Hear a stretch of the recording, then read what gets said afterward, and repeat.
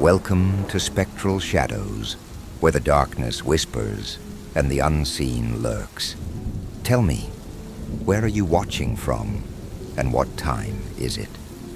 Because horror feels different at night, especially when you're alone. Those who love their mother, like, share, and comment. Subscribe, if you dare. Now turn off the lights, and let's begin. Story number 1. In the underwater cave system known as the Wakula-Leon Sinks, there is something called the Squeeze. It is a 2-foot by 2-foot underwater tunnel filled with sharp rocks and a strong current. It is of an unknown length and leads to an unknown destination. Only 3 people know about its existence. I saw it for the first time on a video made by my cave diving instructor, Dave. Cave diving, for those who don't know, means strapping on scuba gear and going where no God-fearing person would ever go.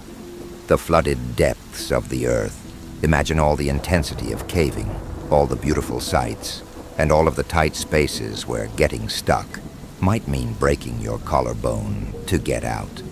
Now do it underwater, strapped to bulky air tanks, and half blind from all the silt you're stirring up just by breathing. That's cave diving. When I saw the video, I didn't recognize the Squeeze at first. My instructor had to rewind the footage. He paused it, then pointed. There. I squinted. It looked like a shadow under a pile of rocks. It's bigger than it looks, Dave promised. We aren't sure how far back it goes. He explained we would be going past the Squeeze on our way into our scheduled dive. It was right next to another gap that led to the exit. Both looked almost exactly the same. If we weren't careful, we could mistake one for the other and risk getting stuck. Have to be aware of every eventuality. My instructor looked at me seriously. One mistake too many. He snapped his fingers. Donezo. Sayonara. Goodbye. Dead. We moved on with the lesson, but sometimes, when I was supposed to be reading a safety manual or memorizing our route through the cave, I saw him staring at the still from the video. The look in his eye, it was almost longing. Dave was a weird dude, but to be honest, we all were. We liked risking our lives for fun. The next day, we set off on our dive. My instructor had a special spot for cave diving.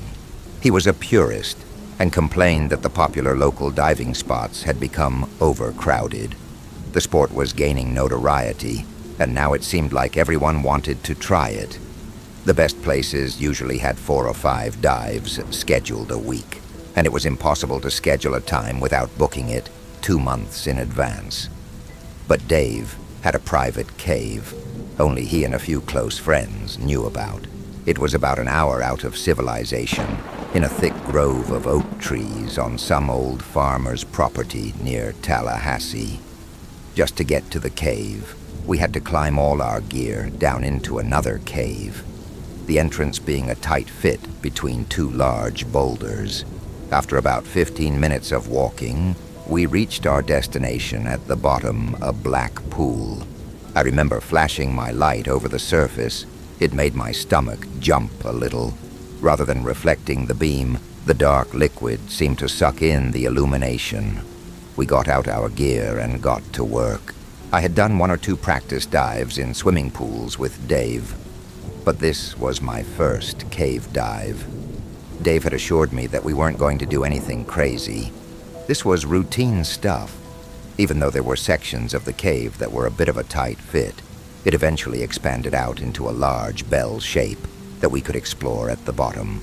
It didn't even break 30 meters in depth. He was confident we would be fine. He mapped out this cave himself, knew it like the back of his hand. Once our gear was on, we entered the pool.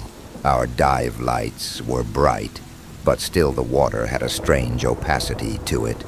Dave had warned me it might. There was a lot of silt in this cave, decayed cave rocks, dissolved by the years and liquid surrounding them. but we hadn't stirred up much yet. I could still see the guideline that would lead us in and out, so I was able to calm myself down. It's important to be composed when you cave dive. Panic can kill you if you're not careful. At shallower depths, it multiplies the mistakes you make. In deeper situations, it can increase your heart rate, increasing your breath rate, giving you something called nitrogen narcosis. At first you feel like you're drunk. Eventually you pass out. You pass out underwater, you drown. No exceptions. The first part of the dive went by without a problem. We got to the narrow part of the passage, the exit gap Dave had mentioned earlier. Pushing through was uncomfortable, but I was prepared. Dave had made me practice going through a similar gap in full gear on dry land. The tunnel, consisting of printer paper boxes stacked on top of each other. He wasn't taking any risks with a newbie, as I felt the rock brush against me. I was unnerved, knowing there were 2 tons of unforgiving earth above me, and countless tons below. I felt myself run cold, thinking that even with a subtle shift, both could come together and squash me so completely that the only thing left of me would be a cloud of murky blood, silt, and shattered bone for Dave to swim through. I tried to control my breathing. Before I knew it, I was through. As Dave made his way through the exit gap, I felt my attention drawn to the squeeze. The hole looked bigger than it did in the video. Darker. It pulled on my flippers like a toddler tugging for my attention. The pull was an underwater current Dave had warned me about. I didn't even realize I was staring long and hard at the opening until Dave waved his light and got my attention. He was through and ready to move on. I cleared my head and checked my gear, all set. We continued on. The cave opened up into the bell shape, and for the next 20 minutes we looked in awe at rock formations, shined our lights on different oddities, and explored every nook and cranny that caught our attention, even with our masks on and regulators inserted. I knew that Dave was grinning like a little kid. The energy that he had, even underwater, and weighed down with gear, was infectious. He jumped from formation to formation so quickly I struggled to keep up. He was in his element. The hour we had planned was up too soon. Dave checked his pressure gauge and gave a half-hearted signal that it was time to leave. We started our ascent. We took things slow, making sure to readjust to the pressure. The bends are just as dangerous in cave diving as they are in the open ocean. We finally got to the passageway at the top of the bell and came to the exit gap. Dave went through first. I checked my gear, keeping an eye on my air. I was above 2/3, which was considered within the safety parameters, so I wasn't anxious. It didn't even faze me when it was my turn to push through the gap. I was too busy thinking about all I had seen in the cave below. However, what did freak me out was getting to the other side and not seeing Dave. At first I thought he had just gone on ahead, but it was dark except for my dive light. Not even a distant beam around the corner. I started wondering if his light had gone out. But when no other light came on, I knew something was off. Dave carried 3 spare lights at all times. Years ago, he had gotten stuck in a cave without a backup and had to pull himself out blind. He was paranoid about it happening again. Then, a horrible realization hit me. Dave went down the wrong path. He had gone down the squeeze. I had taken my eyes off of Dave for a moment to check my air. When I looked up, I couldn't see him, so I had assumed he had already gotten through the exit. I doubled back and forced my way through the gap I had just gone through. The narrowness of the passage now terrified me to full effect as I tried to not get stuck while going through as fast as possible. When my tank scraped against a low-hanging portion, it felt like the earth was warning me, telling me not to go back. I ignored it. I got through. I found the squeeze and looked in. I felt the pull of the current and scanned the darkness. In the distance, I saw the flash of a dive light and a glimpse of a flipper. Dave was in there. For a moment, I hesitated. If Dave got himself into trouble, the only way I would be able to help him was if I went through the tunnel myself. Even Dave didn't even know where it led. It could be a maze of tunnels with plenty of places to get lost. Or it could be a dead end, meaning we'd have to swim out backward and blind since we couldn't turn around. It was dangerous, but I was Dave's dive partner. I was all he had down here. I pushed myself into the squeeze. It was easier than I thought to make progress. The current was stronger inside the tunnel than outside. The slight pull grew to a frightening strength, like 1,000 hands grabbing my body and pulling me forward. I heard the sharp clink of my tanks on the rock, and I prayed none were sharp enough to puncture the metal casing. I was hundreds of feet from the entrance. If my air failed, I was too far to make it back in a single breath.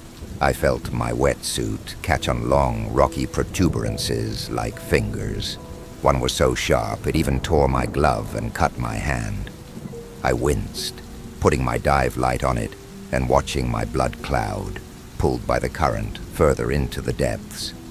I swallowed and continued pulling myself forward with my hands, my flippers useless in the tight space. All the while, Dave's light went deeper and deeper into the passage. The squeeze took a downward slope. It got narrower, and the current got stronger. I had to take an awkward position to keep my tanks from hitting the sharper rocks. I pressed against the cave wall to fight the flow of water and slow my descent. One of my handholds broke. My stomach dropped. I tumbled forward and was thrown headlong through the squeeze. I closed my eyes and waited to hit a rock, for my tank to burst, and for it all to end. Nothing happened. I opened my eyes and looked around. The squeeze had opened up. It was a vast space, so large I couldn't see the walls. The water was black, blacker than it had been in the pool, and seemed to take all light and stop it in its tracks. I couldn't tell up from down. It was like I was lost in space, weightless and isolated. Then I felt the thrumming. It wasn't a sound. It was a movement, like a great beating of wings, or as if the earth itself was trembling. It throbbed through my body at regular intervals, passing through my flesh, my bones, my brain. Slowly, the beat of my heart aligned itself to it. For a long time, I didn't think. I just let the thrumming move through me. It was strangely relaxing. Then Dave's dive light caught my attention. It was moving down, down, down. It was so quick, I knew Dave wasn't sinking. He was actively swimming. I started after him. He was disoriented. He needed to be swimming the other way. I needed to get to him. I needed to save him. I descended fast, paying no attention to how deep I went. I needed to reach Dave. I was panicking. I didn't register the pressure growing on my face, my body, my ears. I didn't notice how cold the water was becoming. Then, below me, Dave's light flickered and went out. The thrumming stopped. I had a sudden moment of clarity. I checked my air gauge. It was broken from when I had tumbled through the squeeze. But even without its reading, I knew I was low on oxygen, dangerously low. I had no idea how long it had been since I had passed through, but I knew it was long enough to be serious. I needed to get out. If I didn't, I would die. But that meant leaving Dave. It took a moment to make the decision, but I reluctantly began to swim back up toward the squeeze. It was tiring. Even in the vastness of the space, I felt a current pulling me down, like the entire cavern was a siphon. I dropped weights, trying to lighten my load. I dropped extra lights, unneeded materials. I needed to get out. The thrumming began again and grew stronger. It felt like each of my individual teeth were vibrating. My air started to get a stale taste. I knew it was only a handful of minutes before CO2 poisoning would kick in, and I would start seeing spots. My joints started tingling. I felt tired. I couldn't stop to repressurize. I had to keep going. The air was running out. I reached the roof, and for a heart-stopping moment, I felt panic. I couldn't see the squeeze, but then a strong current blew past me. I looked toward its source, and there it was, the squeeze, waiting like a gaping rocky esophagus. I reached the entrance, pulling on the rocks like a manic climber. The current was so strong, it felt like I was lifting 3 people out instead of 1. I traveled hand over hand in the narrow space, feeling the rocks shifting underneath my fingers. I couldn't stop or be cautious. My strength was failing. I had to keep going. I was halfway up the passage when one last thrum went through my body. It shook me to my core, each bone reverberating like ripples on a pond. There was silence. Then, a searing pain ripped through my head. It felt like a railroad spike was being jammed into my ear. The pain was so bad, it almost made me spit out my regulator. I bit so hard, the plastic casing cracked. The world began to spin, like those teacup rides at amusement parks. I couldn't get it to slow down. It took all I had to cling to the rocks, trying to ride out the pulses of pain that racked my head with every heartbeat. As I tried to manage the pain, my only dive light flickered once, then twice, and then failed. I was in the dark. I couldn't think. Everything was spinning, and everything ached. It took tremendous effort even to breathe. On instinct, I pulled myself forward, hand over hand, rock by rock. It felt like I was working against a hurricane. The passage grew narrower and more sharp rocks punctured my wet suit, feeling like digging claws grasping me, holding me back. I ripped through them. Each gasp of air felt thinner and thinner. Still I climbed, hands trembling, flippers helplessly digging into the side walls. When the bright spots appeared in my darkened vision, I prepared myself for death. Then I felt my hand burst out into an open space. Powered by adrenaline, I pulled myself out. It took every remaining ounce of my strength. I fumbled around on the cave wall and panicked again when I felt only rocks. Then I felt a small piece of nylon, the guide rope. I touched it gently, not wanting to tear it from the wall. I found the exit gap and pulled myself through. It felt like I was being born again. The world was still spinning, but the current had reduced to its earlier innocent, gentle pulling. I got away as fast as I could. I followed the guideline up, through the passage, and finally to the dry cave. I broke the surface of the underground pool, tore out my regulator, and took in deep breaths of wet air. It took an hour to crawl out and call the police. I passed out mid-phone call.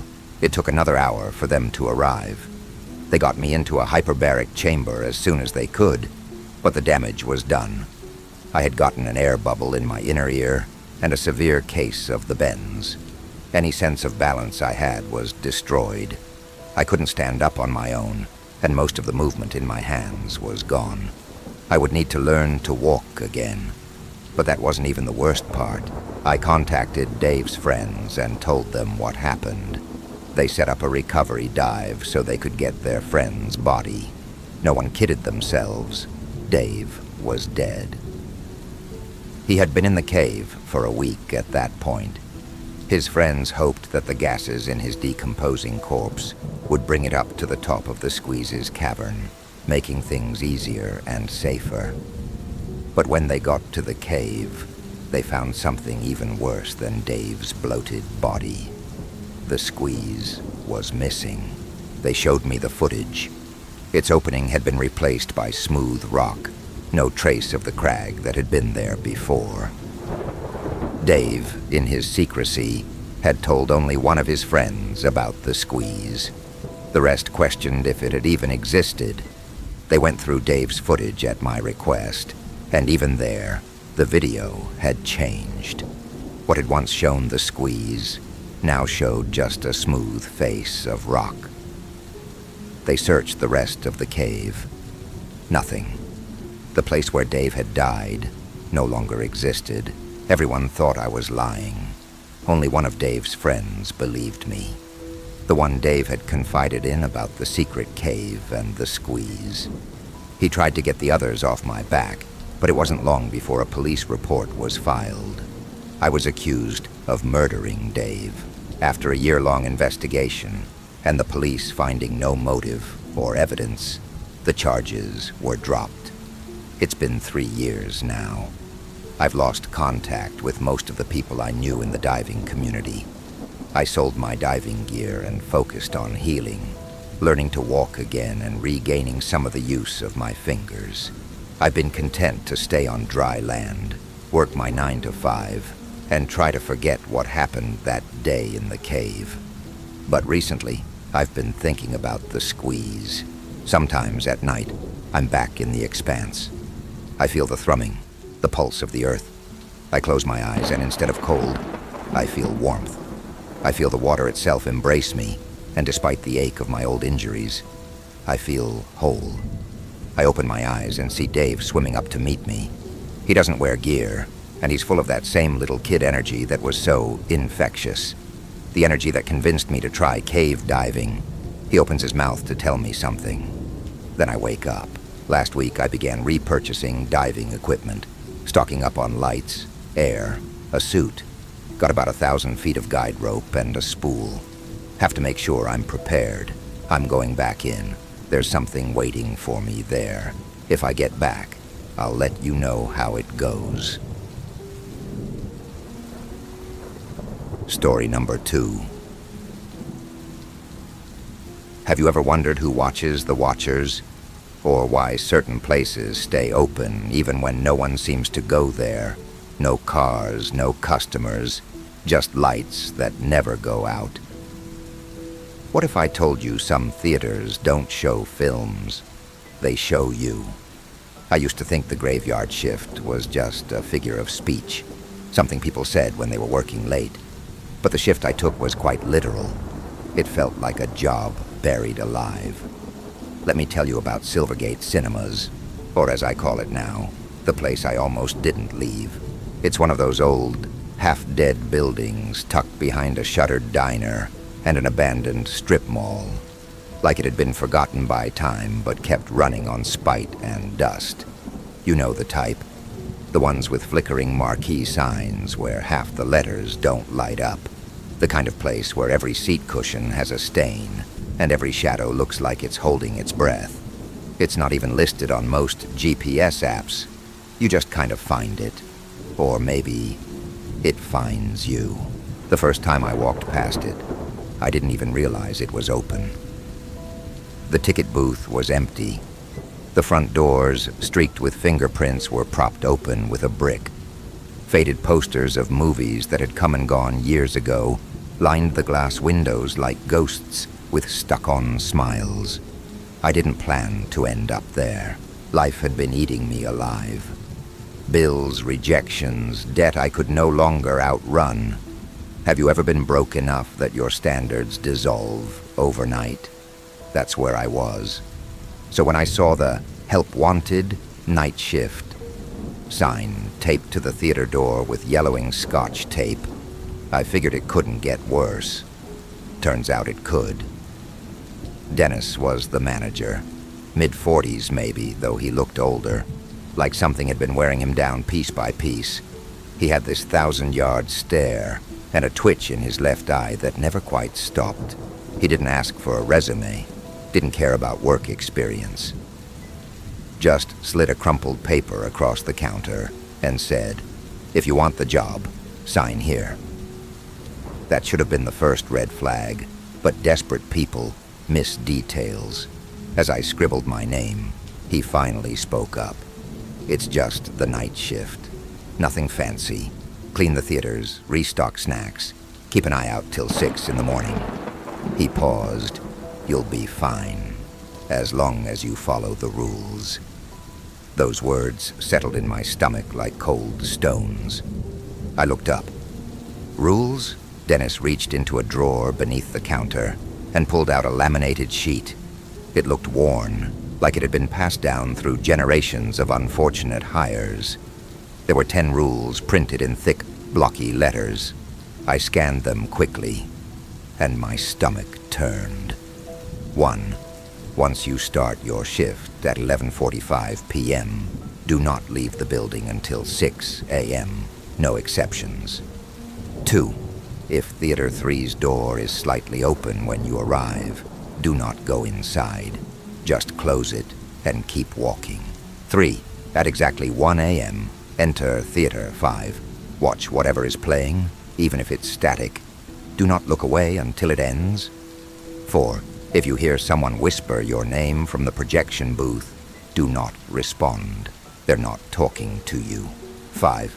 At 2:33 a.m., sweep the lobby. If you see footprints that weren't there before, follow them, but only to the bathroom.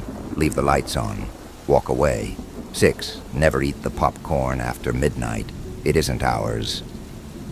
7. If Theater 1 plays a movie with no title, turn off the projector immediately. Do not look at the audience. 8. Someone will knock at the emergency exit of Theater 4 at 4:14 a.m. Do not answer. Do not even look at the door. 9. If you see a small child in the hallway, ask them what movie they're looking for. If the answer isn't The Last Showing, run to the supply closet and lock the door until 4:44 a.m. 10. When your shift ends at 6 a.m., leave. Don't say goodbye, not even to Dennis. I blinked. Is this some kind of hazing thing? Dennis didn't even flinch. Just follow them. His tone was hollow, mechanical, like he'd said it 100 times before and didn't have any emotion left to attach to it. Still, I laughed, awkwardly, more to fill the silence than anything. But something about the way he looked at me as I walked out that night chilled me more than the rules themselves. Next night, the theater was dead quiet when I arrived at 11:45 p.m. No music in the lobby, just the soft whir of something electrical humming behind the walls. I clocked in using a tiny dusty terminal and stuffed the rules sheet into my pocket. Better safe than sorry, right? At first it felt like I was babysitting a corpse. The building barely made a sound, but every inch of it felt wrong. The kind of quiet that makes your ears strain, like something was deliberately holding its breath just to hear you move. I cleaned the snack counter, wiped soda stains from cup holders, swept popcorn off the stairs in Theater 2. Everything was empty. By 12:30 a.m., I was starting to relax. Still weirded out, but relaxed. Maybe the rules were just tradition. Maybe they'd had a stalker or a crazy ex-employee. I'd heard of places inventing superstitions to keep staff alert. But then the clock hit 1 a.m., and it was time for Theater 5. I stood outside Theater 5, watching the time flick over on my phone. 1 a.m. on the dot. The door creaked open without a touch. Just a slow, deliberate swing that welcomed me like an invitation written in shadow. I stepped inside. The air was heavy, not warm, not cold, just dense, like I had walked underwater. The room was lit only by the screen at the front, glowing with static. A dull, flickering white noise hissed softly through the speakers. It wasn't just sound. It crawled into your ears, made your skull buzz like you were standing under power lines. I sat in the center row, seat G6. My body sank into the old cushion like it hadn't been sat on in years. The vinyl stuck to my arms. I felt watched. The screen pulsed, not flickered, pulsed. A slow, rhythmic, dim, bright, dim pattern, like a heartbeat or breathing. For the first 30 seconds, nothing happened. Then I felt something, not saw, felt. like pressure behind my eyes, a growing need to look away. Every instinct was pulling at my neck muscles, begging me to glance to the side, to check if I was alone. But the rule was clear. Do not look away from the screen until it ends. So I didn't, even when my eyes watered, even when my vision shimmered like heat rising off asphalt. Then, without warning, the sound cut out. Total silence. I mean total. Like someone had vacuumed all the noise out of the room. The static shifted. At first I thought it was just distortion, until I realized I was looking at a live feed, Theater 5. From the projection booth's angle, it showed me, seated in real time. Only I wasn't alone. There was someone standing directly behind my seat. Not moving, not speaking, just there. A dark, blurry outline, slightly hunched, unrecognizable, like a person caught in the middle of flickering candlelight. My heart clawed at my ribs. My hands trembled in my lap. I needed to look, but I didn't. I forced myself to stare at the screen. My vision tunneled. Then the figure lifted a hand, slowly, toward my neck. I snapped. I spun around in my seat, lungs seizing mid-breath. Nothing. Empty aisle. Dead silence. When I turned back, the screen had gone black. My legs moved on their own. I stumbled out of Theater 5 like I was fleeing a fire, heart in my throat, rule sheet crumpled tight in my hand like a lifeline. That was the moment I knew. This wasn't a prank. The rules were real. The hallway to Theater 3 felt colder now, narrower, like the walls had shifted slightly while I was inside Theater 5. Then I saw it. The door, slightly open, just enough to catch a glimpse of flickering light on the floor, just enough to tempt you to peek inside. I froze. My breath fogged in front of me.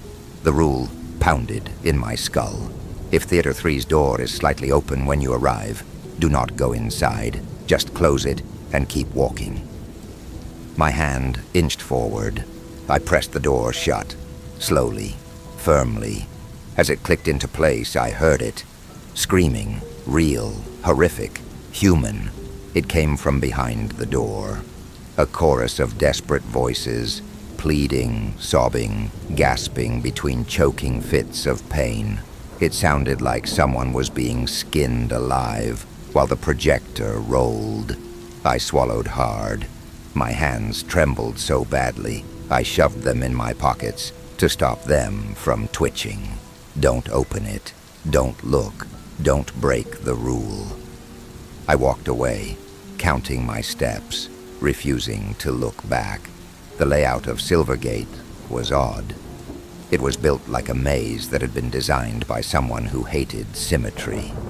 There were turns that led to dead ends, doors that looked real but didn't open, exit signs that blinked inconsistently. As I made my way past Theater 1, I heard it. My name. Hey, Jack. Soft, drawn out. Hey, Jack, come here. It came from the projection booth. I stopped mid-step. It was Dennis's voice. That cracked sandpaper voice I'd heard just a day ago. But it wasn't him. I don't know how I knew, but I knew. Something was wearing his voice like a mask, the way it pronounced my name. It didn't sound like speech. It sounded like mimicry, like a thing practicing being human. I didn't respond. I didn't blink. I kept walking. As I turned the corner, it whispered again. Closer this time. You shouldn't be alone up here. I shoved my AirPods in and blasted static noise I found on YouTube. Petty revenge against the theater's static? Maybe. But it helped to drown it out. I had just finished wiping down the candy shelf when I heard the sudden clunk from the snack counter. I turned and saw it. The popcorn machine was running. I hadn't touched it. It was churning kernels in slow, deliberate motion. The smell wafted across the lobby, warm, buttery, nostalgic, like comfort weaponized. By the time I got to it, the bin was full, perfectly full, each puffed piece, golden, steaming. I looked around. The building was still silent, but the machine kept whirring, like it was waiting for me, like it was offering. The rule throbbed in my memory. Never eat the popcorn after midnight. It isn't ours. That last line always haunted me. It isn't ours. Who did it belong to then? I reached for the off switch and flicked it. The machine stopped, mid-spin, but that smell lingered. It lingered too long, and that's where I made my first real mistake. I forgot the sweep. I was in the storage room, restocking straws and plastic lids, trying to shake off the fear from Theater 5. I wasn't watching the time. When I finally glanced at my phone, 2:36 a.m. Panic gripped my throat. I dropped the lids, burst out of the room. The lobby was still, but not clean. I saw them immediately. Footprints, slick, wet, leading from the front doors toward the women's bathroom. Each print looked fresh, glistening under the fluorescent lights. I followed them, one cautious step at a time. My shoes squeaked against the tile. As I reached the bathroom entrance, I froze. The air changed. It became colder, sharper. The rule rang in my ears. Follow the prints to the bathroom, then stop. Leave the lights on. Walk away. But curiosity is a poison we drink willingly. I stepped inside. The lights flickered. The scent hit me instantly. Rust, rot, something sweet decaying, like rotting meat soaked in perfume. I turned toward the mirror, and there it was, a reflection that didn't belong to me.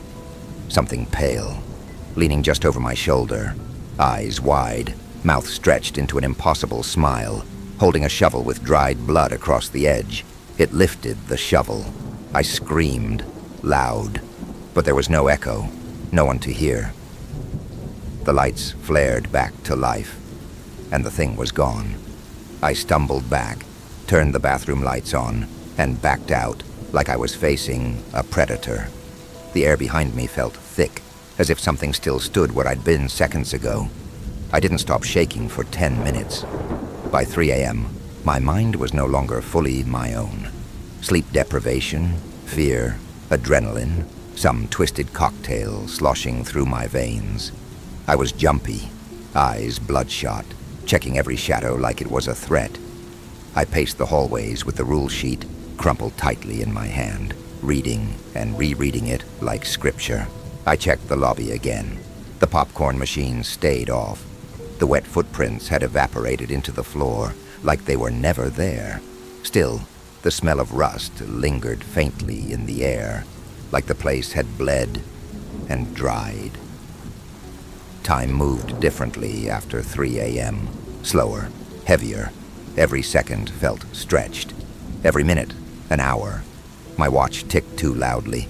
My phone screen looked dimmer. The lights flickered slightly more often. The walls seemed closer than before. I stopped trusting reflections. They moved just a hair too late. Even my own footsteps started to sound like an echo that didn't quite match my rhythm. The rule said 4:15 a.m. was next. I knew what was coming, and I dreaded it more than anything else. I stood outside Theater 4 10 minutes early, just in case. I didn't sit. I didn't blink too long. I just stood, silent. The hallway was colder here. I swear I could see my breath. The emergency exit door at the back of Theater 4 looked ordinary enough. Slightly dented, metal, painted red. But I knew it wasn't just a door. At exactly 4:15 a.m., the sound came. Knock. Slow. Heavy. Like someone using the side of their fist. Knock. Another one. Not frantic. Not rushed. Deliberate. Knock.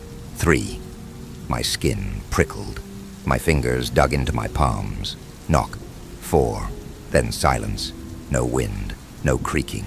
Not even the hum of the overhead lights. Just nothing.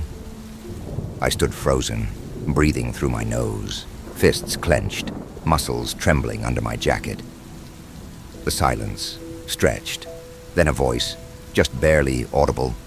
murmured through the door, "We saw you in Theater 5." It wasn't a question. It wasn't even meant to be heard. Just a statement, an observation, a promise. I shut my eyes, covered my ears, and hummed, low and steady, just to drown it out.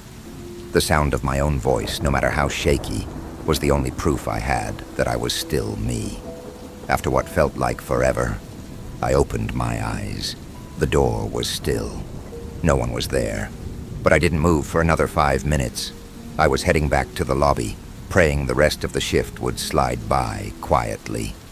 Then I saw her, just standing there, right next to the snack counter. A little girl, maybe 7, maybe 8, wearing a faded pink dress with cartoon characters on it, like something you'd buy at a thrift store in 2002. Her hair was shoulder length, unbrushed. Her skin was impossibly pale, almost paper white. She didn't move, just stared at me, like I was the first thing she'd seen in years. My blood froze. The rule pounded in my head like a drum. If you see a small child in the hallway, ask them, "What movie are you looking for?" If the answer isn't "The Last Showing," run. I didn't want to ask, but I had to ask. My voice came out like it had been dragged over gravel. "What movie are you looking for?" She smiled, and that smile. Her teeth were wrong. They weren't jagged. They weren't sharp. They were too many, like rows of chiclets stacked one behind the other. Her mouth went farther back than it should. "The happy family," she whispered. My legs knew before my brain did. I turned and sprinted for the supply closet. The hallway stretched as I ran like I was moving underwater. Every footstep felt like a year. I slammed the closet door and locked it behind me just as I heard her start running, then scratching, low, gentle, then harder, like nails across metal. Then her voice, right outside the door. "Let me in. I'll show you the real ending." It wasn't angry. It wasn't pleading. It was playful, like a child offering you a secret. I pressed myself against the wall, eyes locked on my phone. 4:32 a.m. I had 12 minutes. She circled the outside of the door. I could hear her tiny feet. She giggled. That sound will stay with me forever. A light, bubbling laugh that didn't belong in a place like this. I counted my breaths, counted the seconds. I whispered the rules to myself over and over, not just to remember them, but to stay sane. When the clock struck 4:44 a.m., everything stopped.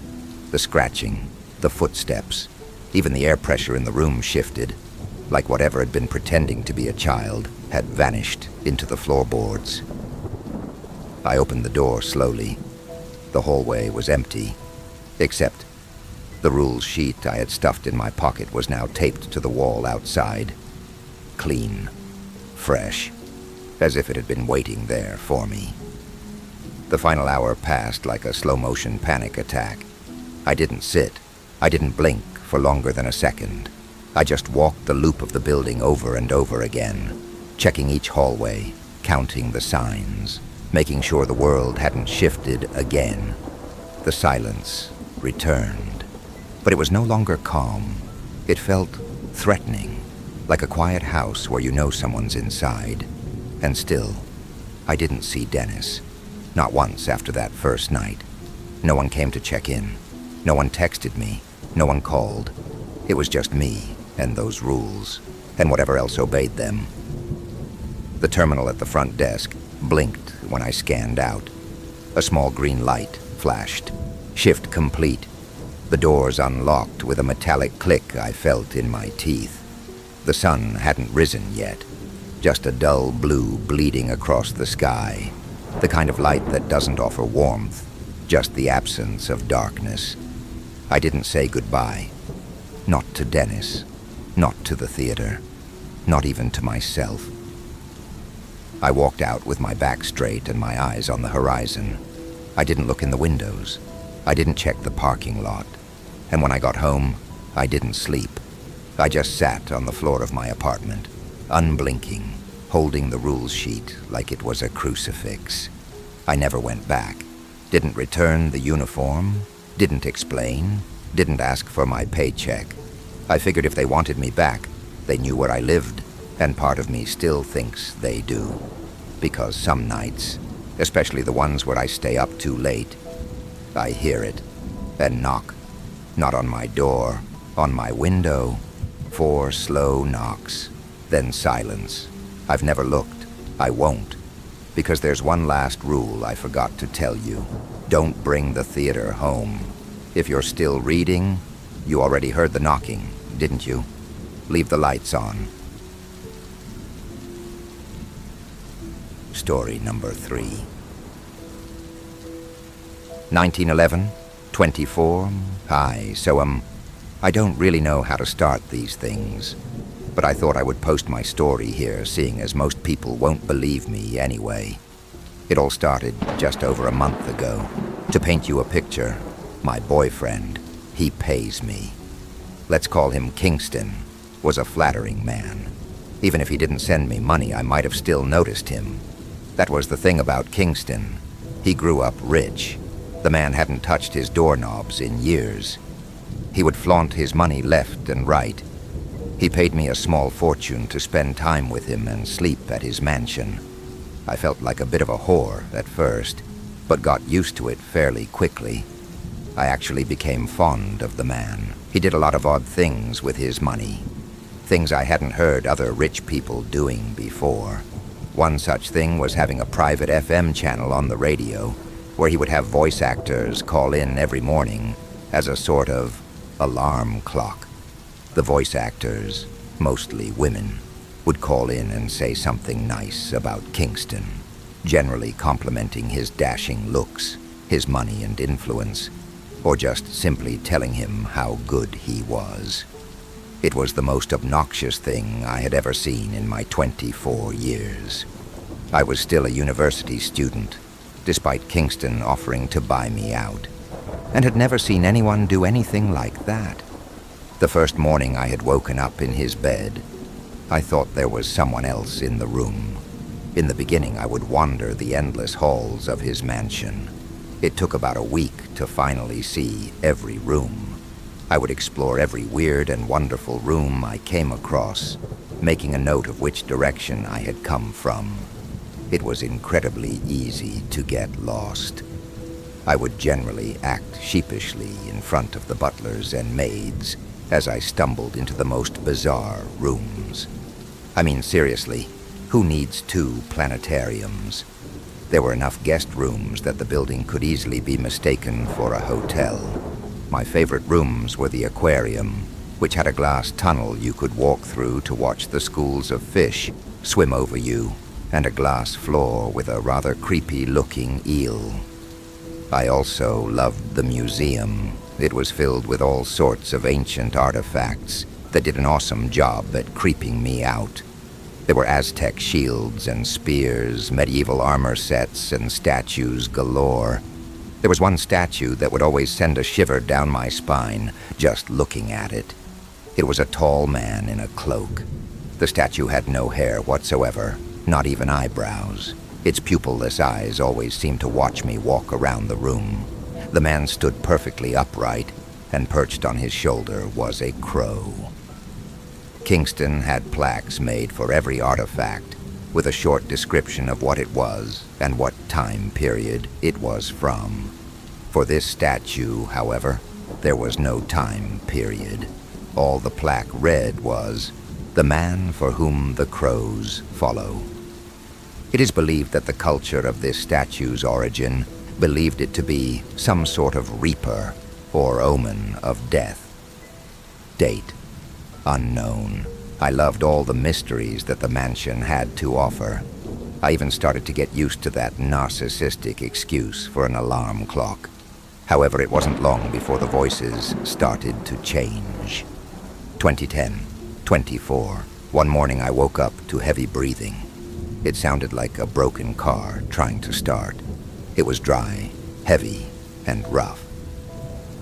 In my semi-conscious state, I believed it to be Kingston sleeping. As I rolled over to tell him to be quiet, my arm missed his chest and landed on the warm bed sheets. He was already sitting up. Kingston looked quizzically at the radio from which the breathing was emanating. He got out of bed in search of one of his servants. He didn't like it when things didn't go his way.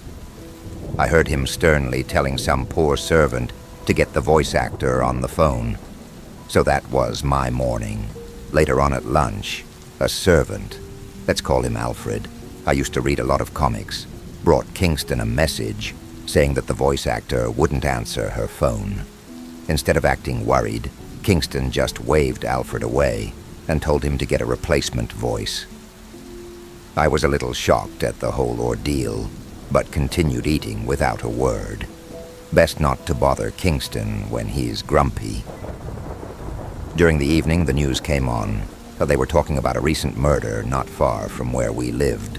And lo and behold, there was Kingston's voice actor. She looked pretty. I could see why she got the part. Furious with the news, Kingston immediately contacted the police. 11024.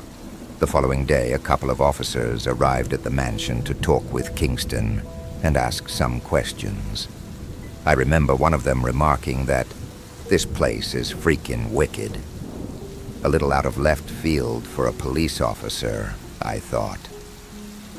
The officers sat down with us and asked the usual questions you'd hear in the movies. They were perplexed with Kingston's alarm clock situation. I couldn't really answer much as I didn't know the woman, but Kingston answered the questions very apathetically.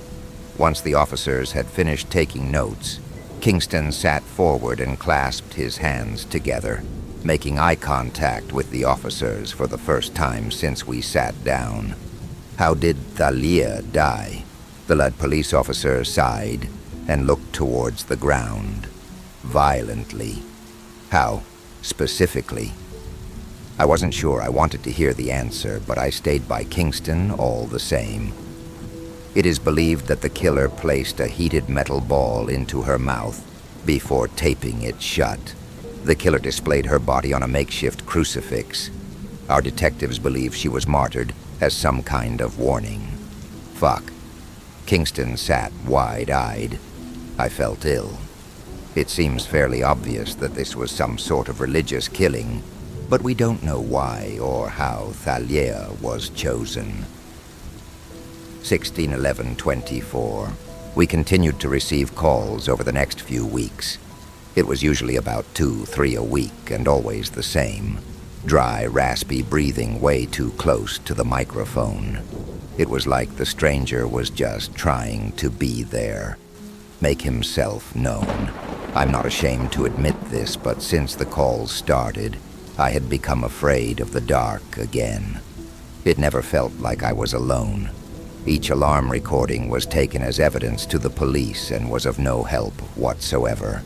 One morning when I woke up, the sound echoing around the room was extraordinarily loud. Kingston's top-tier audio system made it feel like the source of the sound was in the room with you. It always made me shiver, no matter the voice, but this was worse. Much worse. The voice was dry and raspy, like the owner spoke with a neck stoma. He said, "When I come, will you let me in?" There was the start of a muffled scream as the phone cut off. I didn't know how to react to what I had just heard, so I did the only reasonable thing I could think of. I pulled my knees into my chest and started to cry. Kingston wasn't much consolation either. He sat upright in bed and swore, a lot, after the two of us had calmed down a little. I told Kingston that I was leaving for my parents. I couldn't stand waking up to any other messages or hearing about any more deaths. I told Kingston that I would come back when this was all over. He grabbed my wrist, not in an aggressive way, although his grip was tight enough that it hurt a little. But when I looked into his eyes, I could see a desperation in them. He was already sweating profusely. He must have been having a bad dream before, possibly about the murder. I desperately wanted to leave, But seeing him like this, I couldn't. I couldn't leave him to deal with all of this by himself. Against my better judgment, I decided to stay. 1911-24. A few days had passed, with nothing out of the ordinary happening, but Kingston was still on edge. He was paranoid about everything. He slept with the lights on now.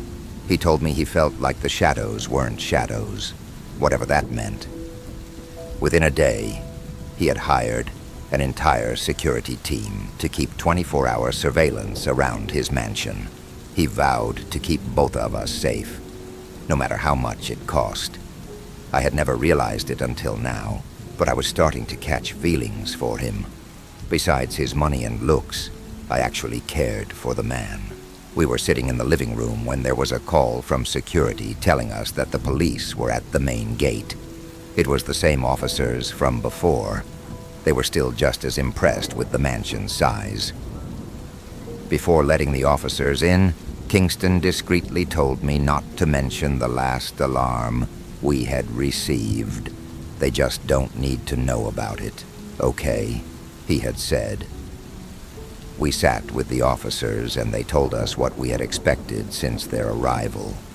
Someone else was dead. Another of Kingston's voice actors went missing about 5 days ago. Her body was found this morning. It was in the same state as the last. The officers said that if the post-mortem is similar to the last, it will find that she was alive throughout the entire process. A horrible way to go, said the sergeant. It was at that moment that I thought back to the scream just before the alarm shut off. I completely broke down and told the police everything about that morning. Kingston shot me a slightly annoyed look, which let me know there would be a conversation later. The officers looked at each other simultaneously and brought out their notepads. After a couple of hours, they finished up and left. I turned to Kingston after closing the door. He stood in the foyer, livid. Why would you tell them that?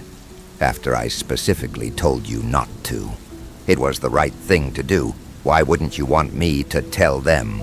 For Christ's sake, another woman is dead.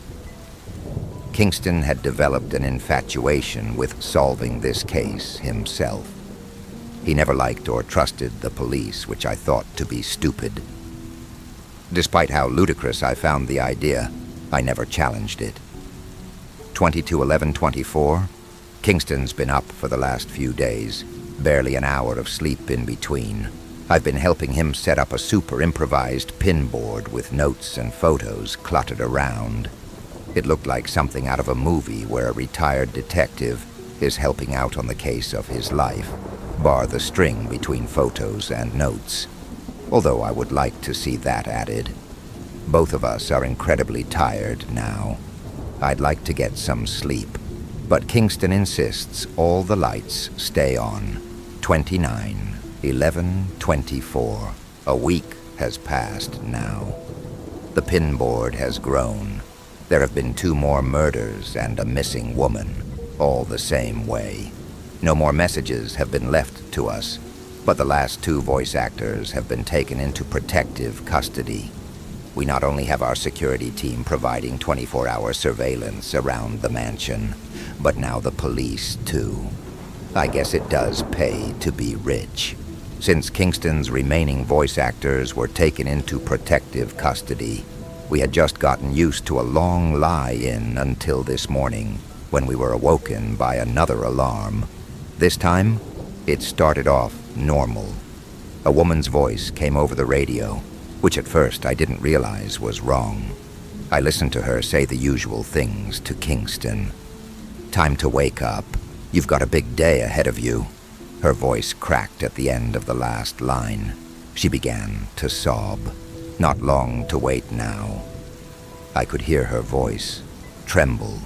He'll be there soon. When he arrives, will you let him in? Will you worship him?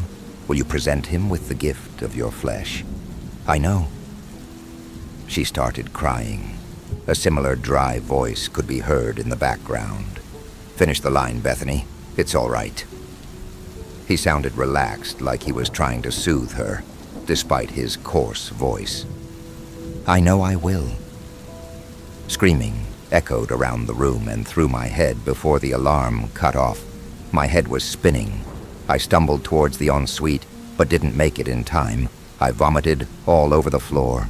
Kingston sat in bed still, unfazed by my collapse, staring at the wall in anger. I noticed his hand slowly come out from under his pillow. 6/12/24. It's been a week since the last call. Kingston has been adamant to remove our police protection. He insisted that his security team were the best of the best. The law really did make him uncomfortable. I don't know how Kingston made all of his money, but I'm willing to bet that not all of it was legal.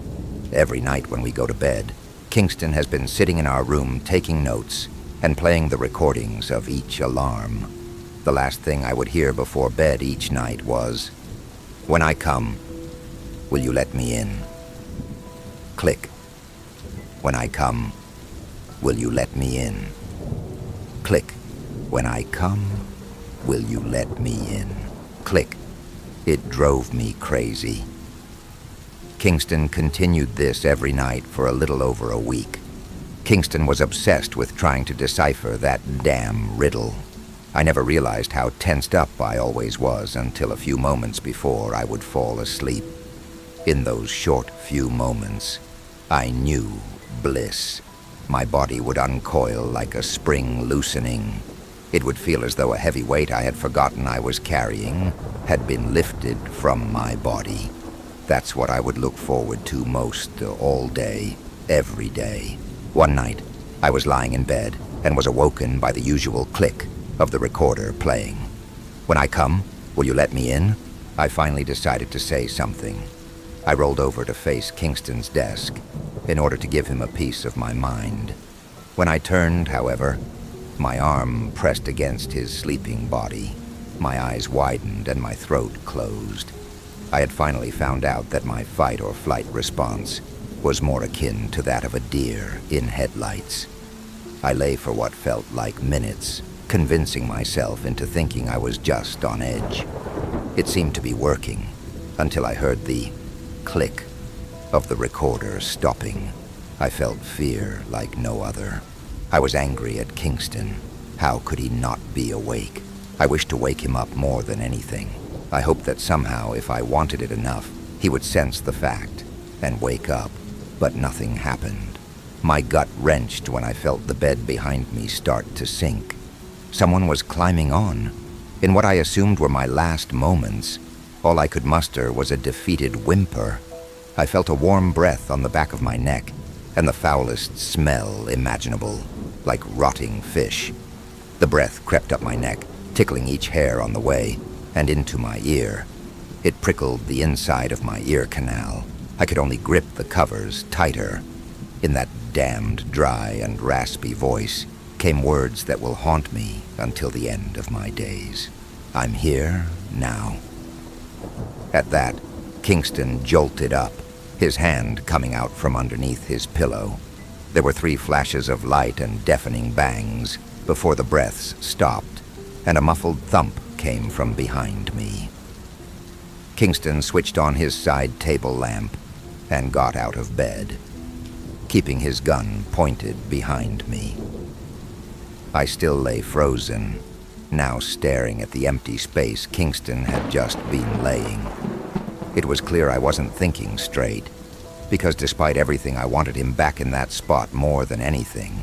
Kingston tried to speak to me, but every word was a mumble. My ears were numb. I think he was celebrating the kill. I noticed that life was starting to return to my body, even if it was only trembling. There was a thud behind me, and one more flash and bang. The room lit up once more, and I knew something was very wrong. Kingston's victory monologue stopped. I felt the breath return to my ear, and I froze up once more. "Don't be troubled. It is time." A pain hit the back of my head, and I saw spots before they faded to black. I awoke, tied to a chair, and with my mouth gagged. It was hard to concentrate on anything at first, but I came to realize that we were in the museum. Statues and Aztec masks, never looked so fear-inducing. This was the first time I got a look at the source of our paranoia. He wasn't a million miles away from what I thought he would look like. He was bald, with no eyebrows or eyelashes. His skin riddled with cuts. Each cut was precisely placed like they meant something. His body was a canvas for carnage. He wore only torn cargo pants and was covered in dirt and grime. He appeared as though he had been crawling through a dumpster or a sewer. Some of his open wounds were infected and swollen. They had turned purple and leaked yellow pus. He had 3 bullet hole scars on his torso, all of which looked old, but that was impossible. There was still wet blood staining his chest and belly, and it definitely wasn't ours. At last, I have the honor of gazing upon you, he said. I have been waiting for this moment. He stopped. His entire body shook and his face lit up for a second. The man regained his composure and continued, for so long. Kingston was tied to a chair next to me, but the man wasn't looking at either of us. He was looking over us. I turned my head the best I could to find the source of his interest. We were sitting at the base of a statue. The imposing figure stood perfectly upright, with a crow resting on his shoulder. For some reason, looking at the statue made my panic worse. Despite being made of stone, it always felt as though it had some sort of authority. It's hard to explain. Contrary to earlier on, I had never wanted to talk so much. With a cloth gag cutting into the sides of my mouth, I couldn't manage more than muffled screams. There is no point calling for anyone, my sweet. Nobody will come. The only one that is here for you forever and always is my master. Be not afraid, for soon we will all be united in his blessed presence. He spoke calmly, like he was trying to convince us to go along with it. The cuts underneath his eyes seemed to smile as he did. He walked over to Kingston and bowed. You will make a good offering, the blood of the keeper and the blood of the loyalist. Kingston tried to rock his chair, but the man grasped his shoulder and held him still. All of the fire had left his eyes. He looked terrified. At this point, I was crying. Kingston was too. The man turned around and unfolded a leather toolkit with scalpels, a blowtorch, coal tongs, and a metal ball. He will rise once more. He who has gifted me cures to my ailments. He who has bestowed much insight. He has been with me every step of the way. A guiding embrace. A fire on the cold nights. A shadow cast on the wall. He is glorious, is he not? The man fired up his blowtorch and clasped the metal ball in the prongs. Kingston had gone limp. He looked catatonic. I was doing my very best to pull my hands free from the rope, but couldn't manage it. My wrists felt hot. I felt blood run down the palm of my hands and drip off my fingertips. Our torturer turned around, holding a glowing orange ball in the tongs. He approached Kingston, who was still unresponsive. He used his free hand to remove Kingston's gag. As he pulled it out of his mouth, Kingston jerked his head forward and crunched down on the man's finger. The scarred man howled and recoiled, pulling his hand from Kingston's face, one finger shy. Kingston spat out a wad of blood and a finger with 2 teeth attached. He tilted his head back and smiled a bloody smile. The scarred man stared at his finger and slowly composed himself. I could tell he was struggling. He marched over to Kingston and pressed the ball into his cheek ferociously. I could hear Kingston's flesh sizzle louder than his screams. The ball melted through his cheek and into his mouth. That lunatic let the ball drop into his mouth. He kept Kingston's head tilted back. All I could hear was the scream piercing through my concussed head. It was short-lived, though, as Kingston's vocal cords must have given out or been melted away. He went limp a couple of seconds after. The man took his scalpel and cut open Kingston's lifeless belly. Delicately, He collected the blood in a bowl. I couldn't watch anymore. I don't know where it came from. I'll probably never experience it again, but a sudden wave of adrenaline surged my body.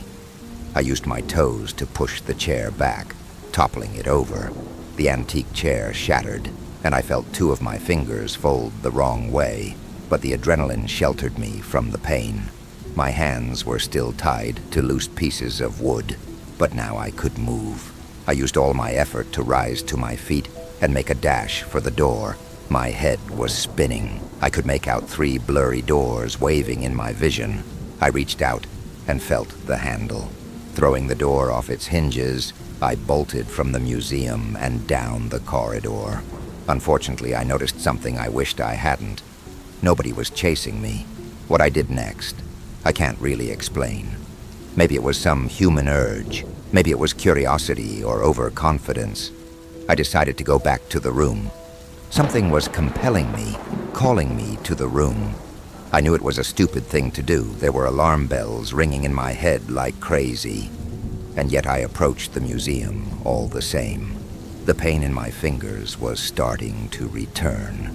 I crept towards the museum door on the balls of my feet, ready to run. I leaned around the door and saw that the man was still standing with Kingston, about 50 feet from the door. He was using his blood to paint marks on himself, Kingston's corpse, and the statue. The marks were strange. I had never seen symbols like them before. He didn't look as though he had even noticed my escape. Finishing his work, the scarred man stepped back to admire his painting. Taking his scalpel, he slit the palms of his hands and wiped them down his cheeks and neck. He said something strange that I couldn't make out. A wave of depression washed over my body. I had no idea why. I felt as though there was no point in anything. A deep sadness consumed me. I didn't care if I died at that moment, even though I knew I should. The lamps around the room seemed to get dimmer, as if the shadows wrestled the light into submission. Color seemed to leave the room, like there would never be happiness again. My breath floated out in front of me, and every hair on my body stood up at once. Whatever was happening, I knew I had to see it, even if it cost me my life. With a loud cracking sound, the statue stepped off its podium. Standing at 7 feet tall, it was no longer made of stone, although it was still the same shade of dark gray. The crow looked around the room and squawked. The scarred man fell to his knees, hands extended, creating a bowl. He cried tears of joy. The used-to-be statue took 2 lumbering steps towards him and rested his hand on the side of the man's face, caressing it. In a flash, his large hand clamped shut, crushing half of the man's skull in his hand. The perched crow hopped off his shoulder and pecked away at the body, dragging the reluctant eye out of its socket. The statue turned towards the other doors and pushed them off their hinges with ease. Leaving. 9/12/24. It's been a few days since my last post. Since then, I no longer feel that depression. It's been slowly fading. However, the world still seems a slightly darker place now. My fingers are healing. I had a total of 10 stitches for my concussion, and I am struggling to type, so I'll keep this post short. Kingston's funeral is next Tuesday. Life is going to be very different without him. I have left California and am staying with my parents in Louisiana.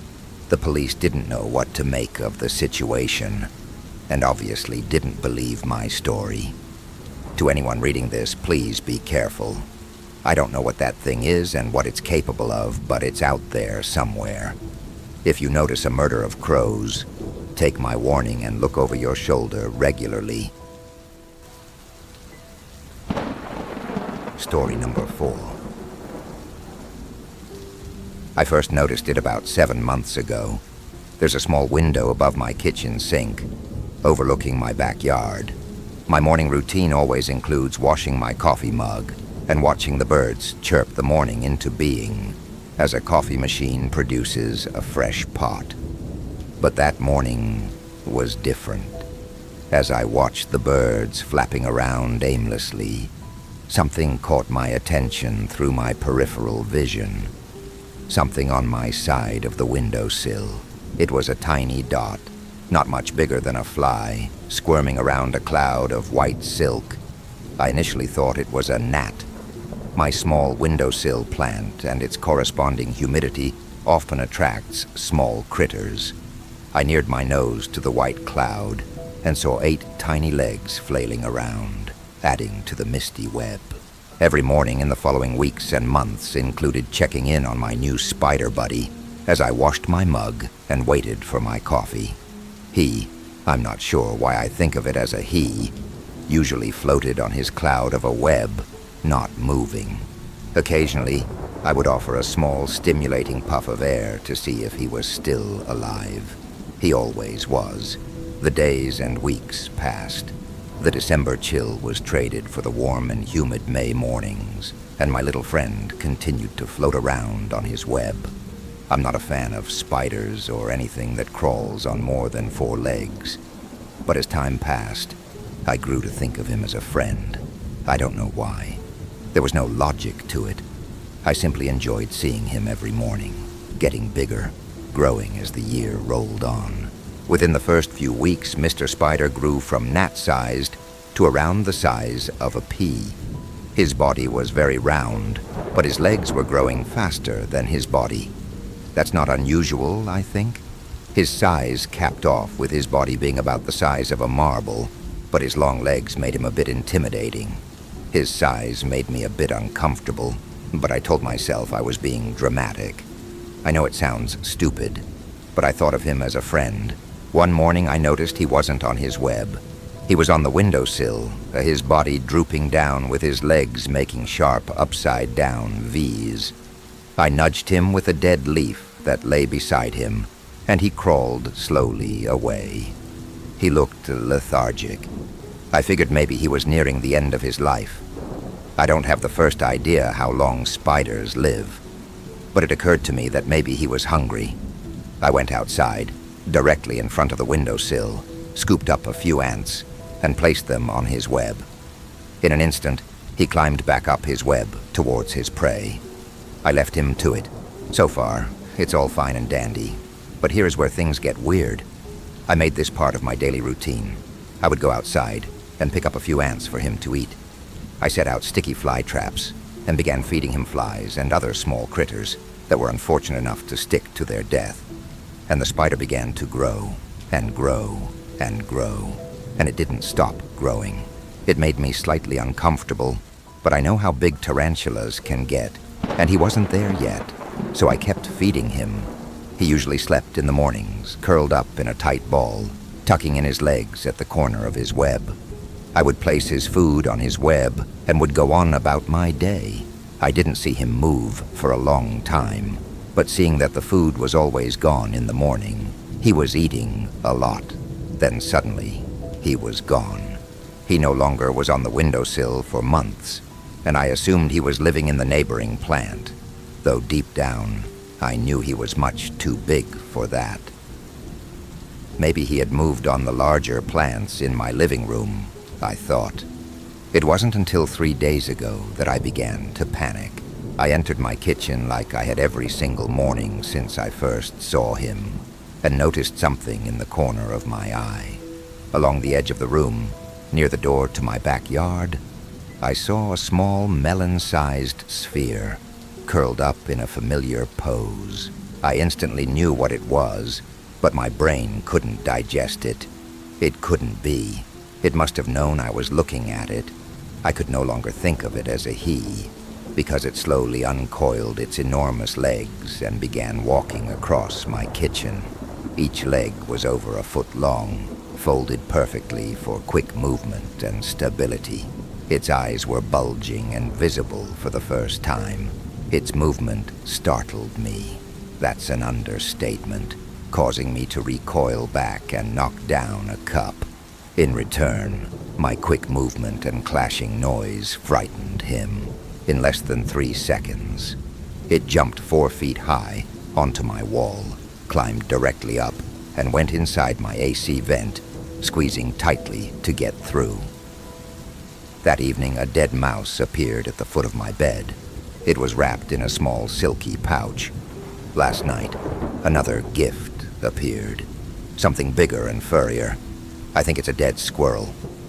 I don't know and I don't care. I'm now unsure how to proceed. It lives in my air-conditioned vents, ducts. At night, I hear it crawling outside my bedroom, each leg causing a small tapping sound on my hardwood floor. Throughout the day, I feel like I am constantly being watched. Clearly, it thinks of me as a friend. But what happens when that changes? What happens when it develops an appetite for something bigger, and it approaches me while I sleep? A weird and stupid side of me has grown fond of it, almost considering it like a roommate. But on the other hand, clearly this is a mutated animal. Spiders don't grow that size, and if push comes to shove, I do not want him around if things go south. Is it venomous? Does that even matter, seeing that it can probably kill me without much effort? It's too quick for me to catch, and even if I try, I don't want to anger it. What should I do? Story number 5. I'm a music teacher in Denver. The most valuable things in my life were my trust and my sense of integrity, until I met Tyler. Tyler and I met at a local music store. He was a guitarist like me, and we became fast friends. Over the months, we became close, going to music festivals, performing together, and even composing together on our days off. One day, Tyler came to my door, his eyes red. He was in danger of being evicted because he couldn't pay his rent. His father was sick, and he had to help with family expenses. He was already an extraordinarily talented musician, and I didn't think he was getting the chance he deserved. I gave him $800. It wasn't all my savings, but it was a significant amount. 2 weeks later, he came back. This time he needed $1,500 to pay for his father's surgery. I hesitated, but I said, "Man, how can I say no to you?" I took out my credit card, and we withdrew the money. As the months passed, Tyler's financial needs increased. There was always a good reason. Car repairs, help for his family, music equipment. So I gave him my credit card and bank details so he could use it in case of emergencies. From time to time, I would check my account activity, and everything seemed reasonable. Until tax time. Tyler had withdrawn a total of $28,000 from my accounts and credit cards over a 15-month period.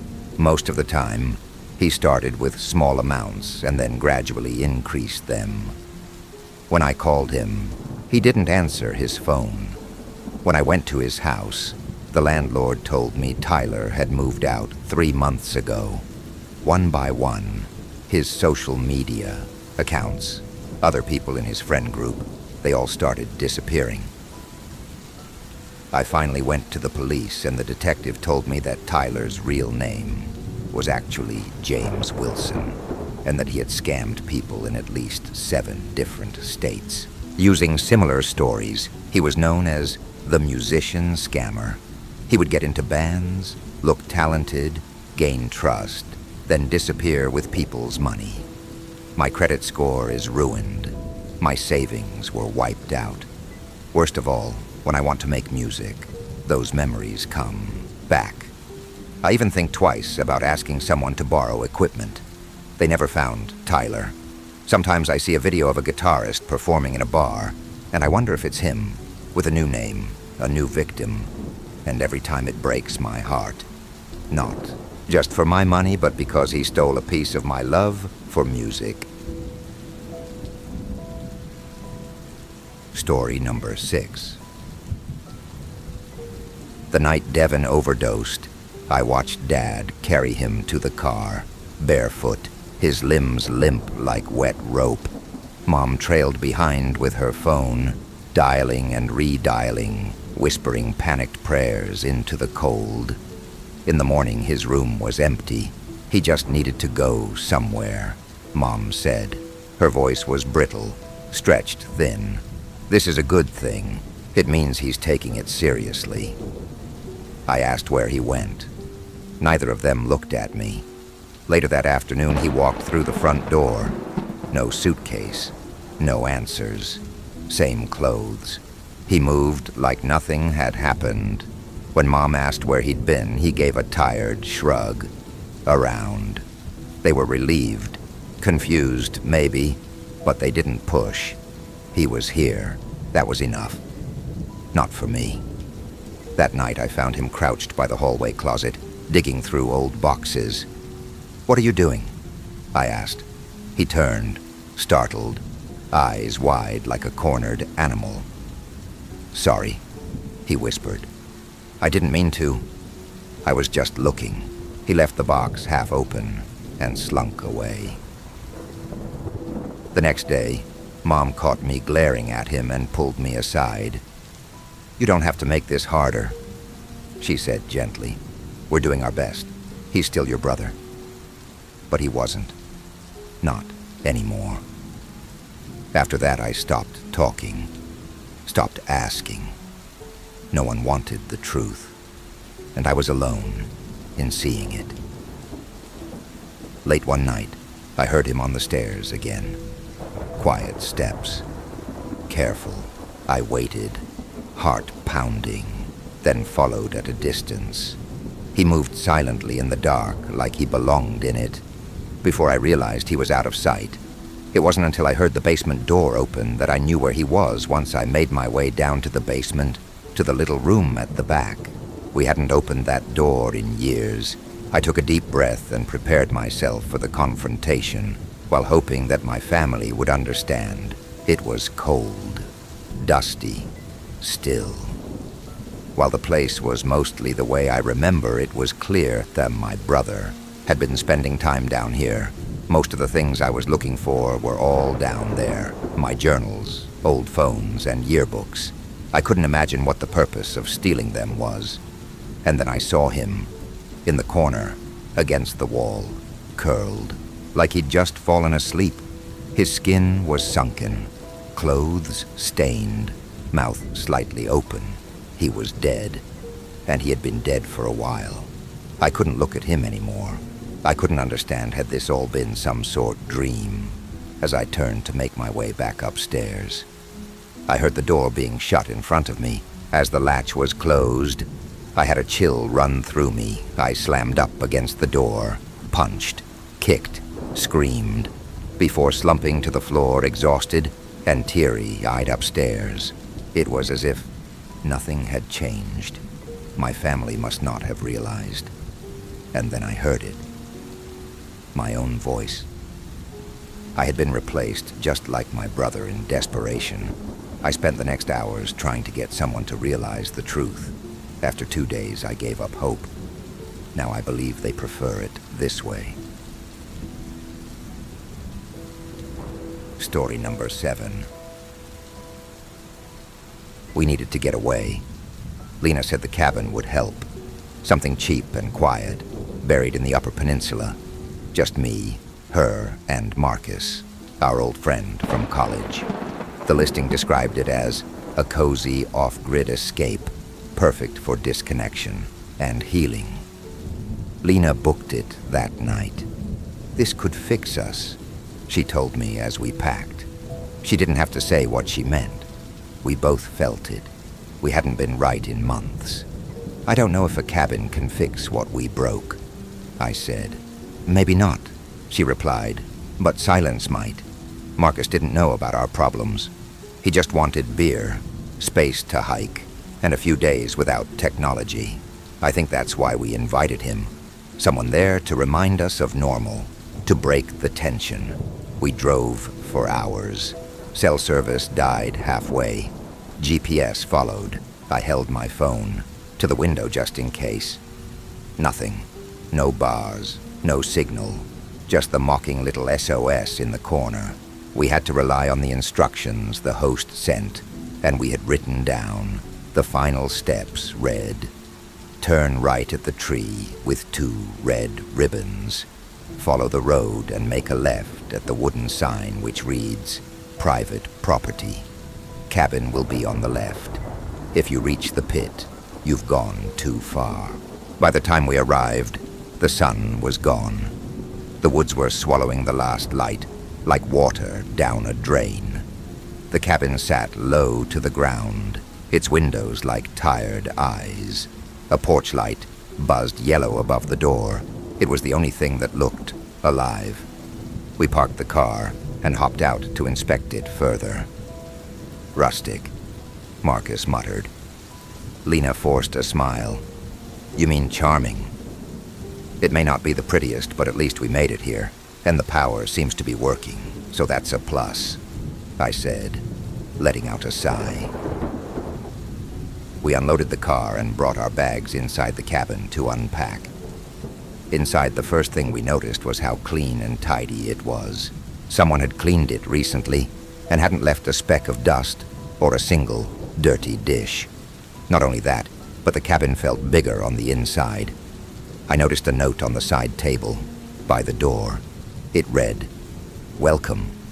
We are happy to have you, and we hope you enjoy your peaceful stay in our cozy cabin."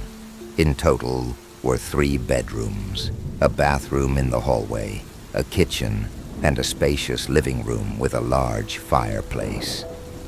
Me and Lena took the bedroom with the king-sized bed, and Marcus took the other with the queen. It wasn't lavish by any means, but everything inside felt of high quality and like it had been well maintained. Since we had an extra room, we used it to put our stuff in.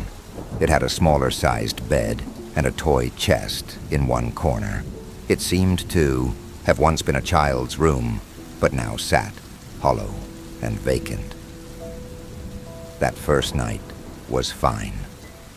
Me and Marcus played cards.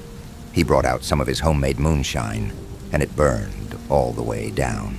Lena didn't drink, just sat curled on the couch, watching the fireplace like it might speak. Around 2 in the morning, I woke up to the sound of pacing on the porch. Slow, deliberate steps. I held my breath. 5 steps forward. Pause. 5 steps back. I didn't move. Neither did Lena. I could hear her breathing. In the morning, we checked. Despite the fresh snow, there were no footprints. Nothing disturbed. Just flat, unbroken white. I heard it too. Lena whispered when Marcus went outside. I counted the steps. That night, the power went out. The fire still burned, but the lights flickered once and died. The porch light buzzed, popped, and went dark. We brought those backup lanterns, right?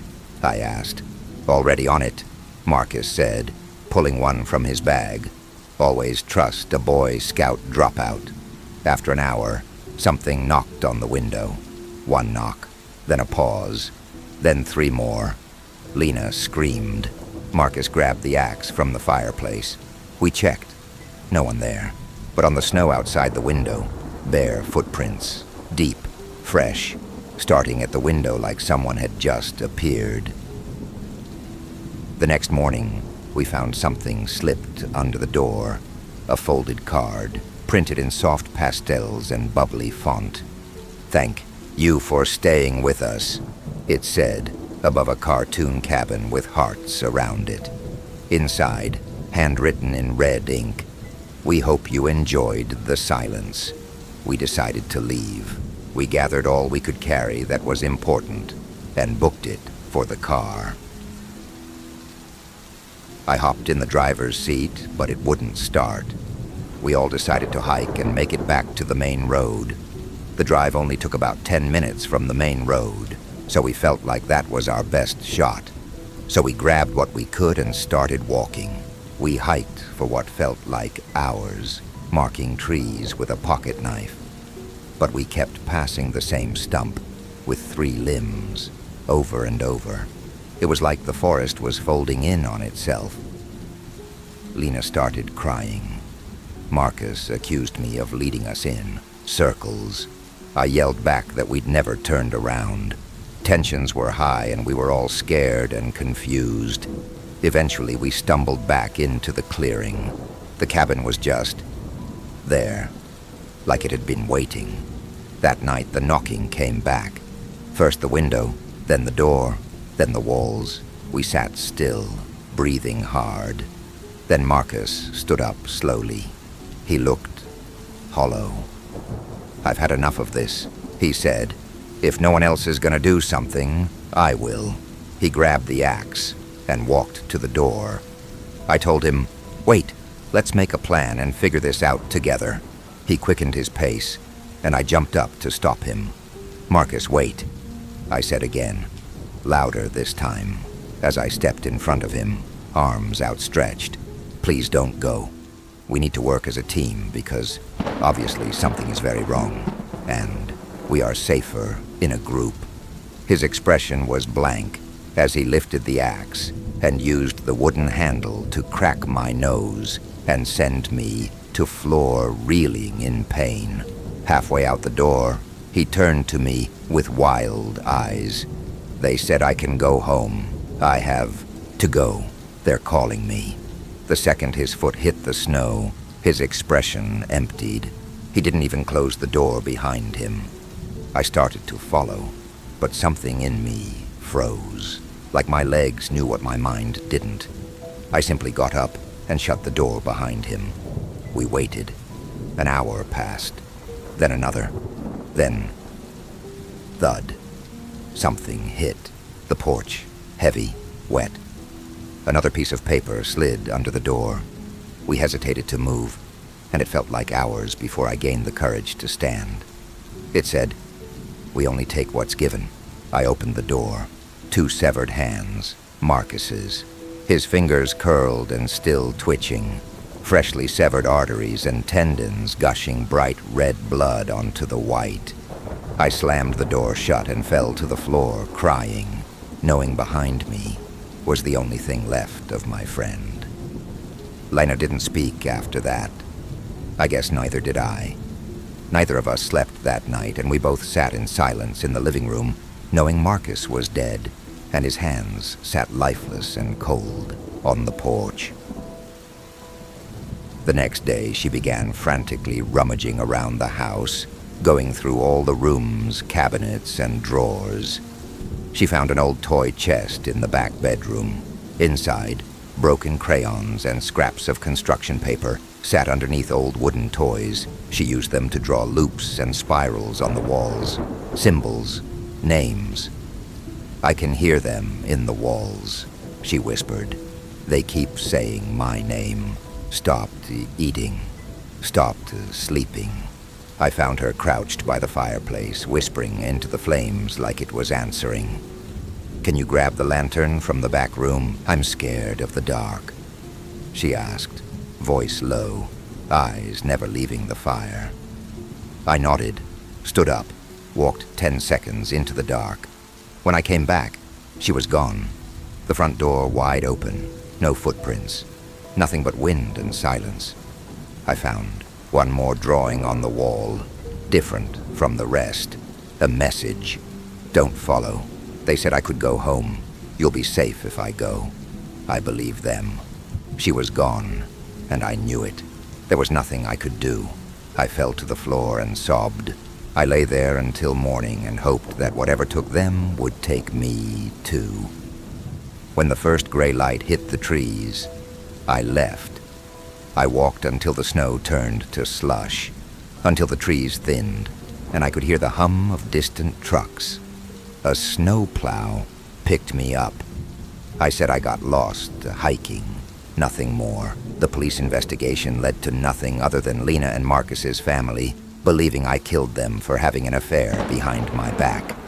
They accused me of double homicide and said the motive was a crime of passion. Police told me they theorized I had taken them to the woods to kill them after finding out about an affair. I stuck to my story and said we had been killed off one by one after going to a cabin for a weekend. They never found the cabin, and needless to say, the listing was gone. But I came back a week later. Maybe it was guilt. It didn't feel right to be alive.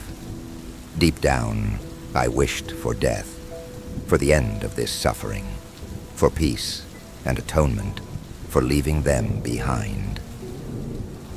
The listing was gone, but of all the things I brought with me when I left that place, I made sure to grab the note on how to get back, so I drove back to the Upper Peninsula and down the main road which led to the cabin, looking for a tree with 2 red ribbons. But there were no ribbons, no sign, no path, no cabin, just an empty clearing. I fell to my knees and cried uncontrollably and screamed to be taken too. It was as I lifted my wet face from my cold hands that I spotted something red on the ground in front of me, half buried. In the snow was a single broken crayon, its red tip poking out, like it had been placed there just for me. Story number 8. I always heard that out asking about Grandpa was forbidden. The moment I uttered the word grandfather, Dad would snap. His eyes darkened, his jaw clenched, and every time I heard the same thing. He's no longer part of this family, period. I only saw Grandpa twice as a child. I was too young to remember much, just fragments. The smell of charred meat, smoke curling from his pipe bowl, and a silence that clung to the air like wet wool. The only thing I recall clearly is how enormous he seemed whenever he visited, or maybe I was just too small. Mom would pull me away, quick and firm. When I turned 18 and moved to the city for college, I found myself digging through Dad's old things during a rare, quiet moment. Among bills and expired driver's licenses, I discovered a yellowed envelope. Inside was a crumpled letter sent from a town called Laudel, a speck on the map, 2 hours north. The return address read, George and Marilyn Arder. At first the names meant nothing, but George brought back the smell of smoke. Looking back now, I don't know why I went there, but I've always been curious and something pulled me toward that place. Forbidden fruit is sweet, right? So during break, I decided to meet my grandfather. I rehearsed questions, why he and Dad were estranged, what happened, but none of it would matter. Laudel was smaller than any town I'd seen. 1 gas station, 1 diner, 1 grocery store, and houses scattered along winding roads like fallen teeth. The last stretch from the bus stop, I walked. At the end of a gravel path, framed by bare trees and silence, stood a red wooden house. He opened the door. Before I could knock, good Lord Almighty, he boomed, grinning wide with crooked teeth. Look who it is, my favorite grandson. God, it's good to see ya. Grandpa was massive. His frame barely fit the doorway. He wore a brown flannel shirt stretched over his gut, the collar stained, a thick pipe seemingly fused to his lips. His hug knocked the air out of me. Behind him stood Grandma. Her hair was neatly pinned, her sweater hanging loose, as if years of worry had whittled her down to bone. Her eyes met mine, and didn't match her smile. They said, "What have you done?" Grandpa ushered me inside, clapping my back so hard I stumbled. The house smelled of smoke, meat, and something coppery brown. The furniture was old but sturdy, the kind that outlives generations. He gave me a tour, laughing and gesturing wildly, and I sat with them in the living room, dark from heavy curtains. Grandma brought me tea with trembling hands. The first few days were tolerable. Grandpa joked, smoked non-stop, and taught me wood carving. He told stories to neighborhood kids who trickled in after school, 2 or 3 at a time. He was what people call the life of the party. And he really was. I don't know how to explain it, but Grandpa had this magnetism. People just gravitated toward him. He was kind, genuine, funny. His life stories were fascinating, and he clearly loved. The attention, his pipe never leaving his mouth. Everything seemed normal, except for one thing, his appetite. He ate constantly. Bacon by the pound, bread by the loaf, pies in single sittings. Once, I watched him devour an entire rotisserie chicken and a pan of cornbread before dinner. He chewed, loudly, wheezing, sweating, never stopping. Plates piled around him like building blocks. Yet he always wanted more, licking plates, sucking grease from his fingers, gulping tea by the liter, nearly choking on it.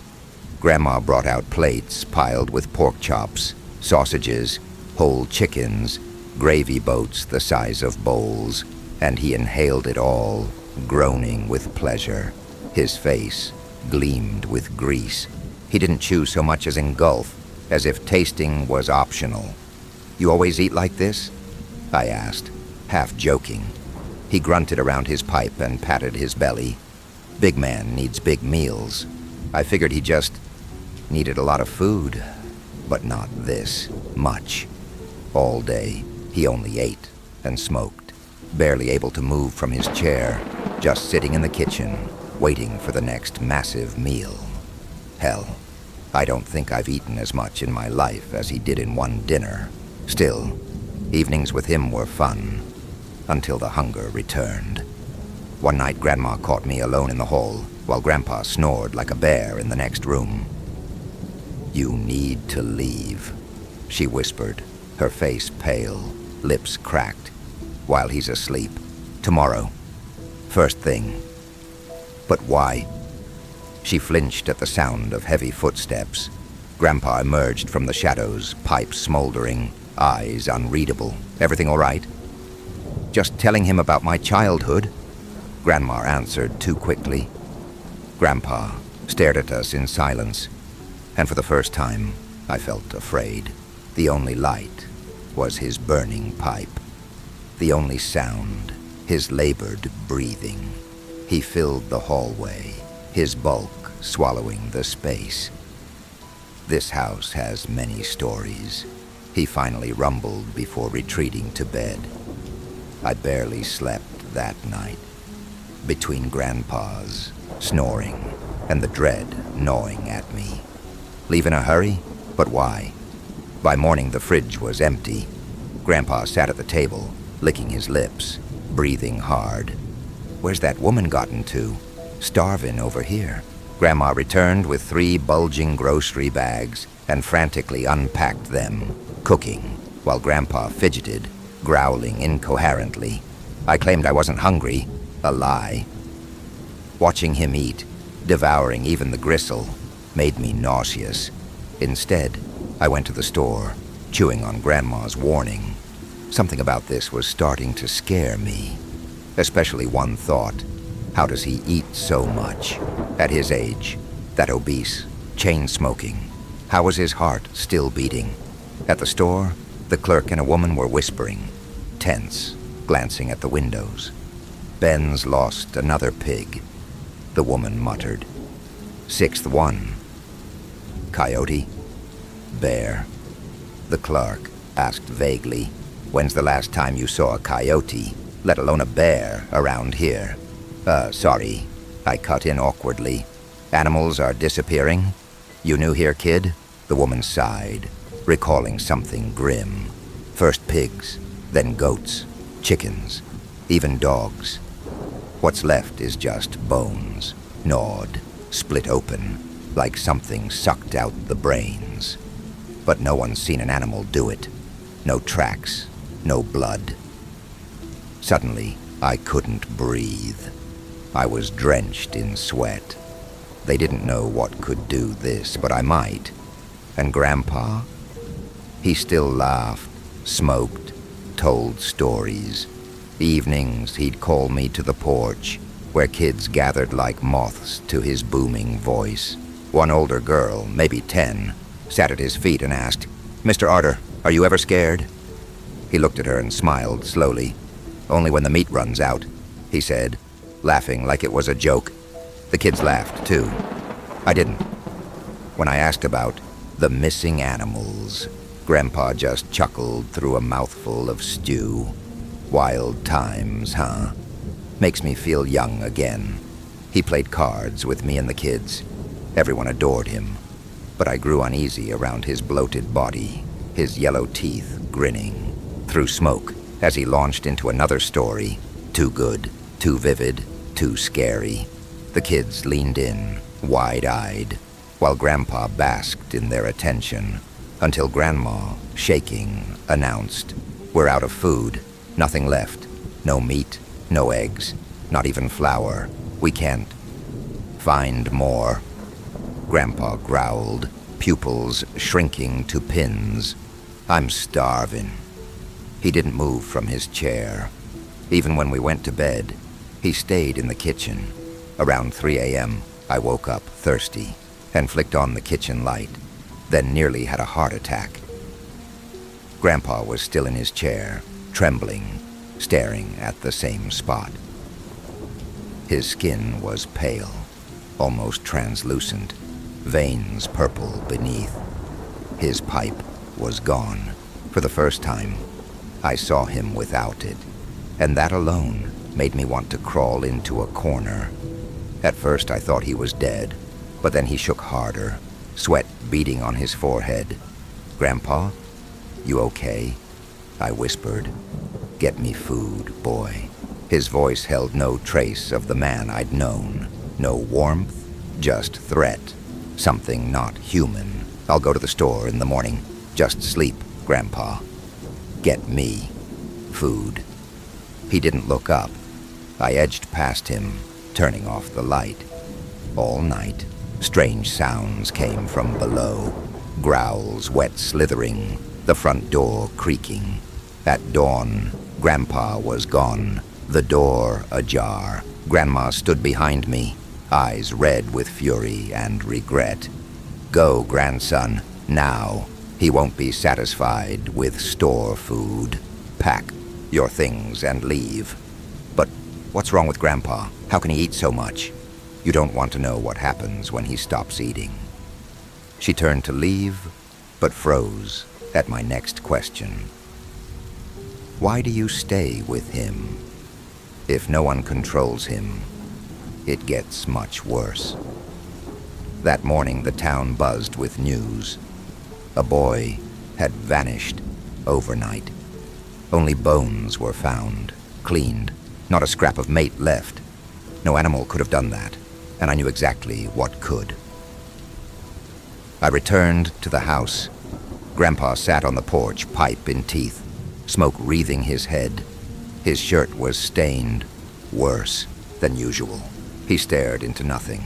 "Boy," he rasped, voice thick with smoke, "fetch me something from the store." Something was off that morning. His posture too rigid, eyes glassy, lips cracked, skin pale and swollen like raw meat. I mumbled an excuse and went to pack.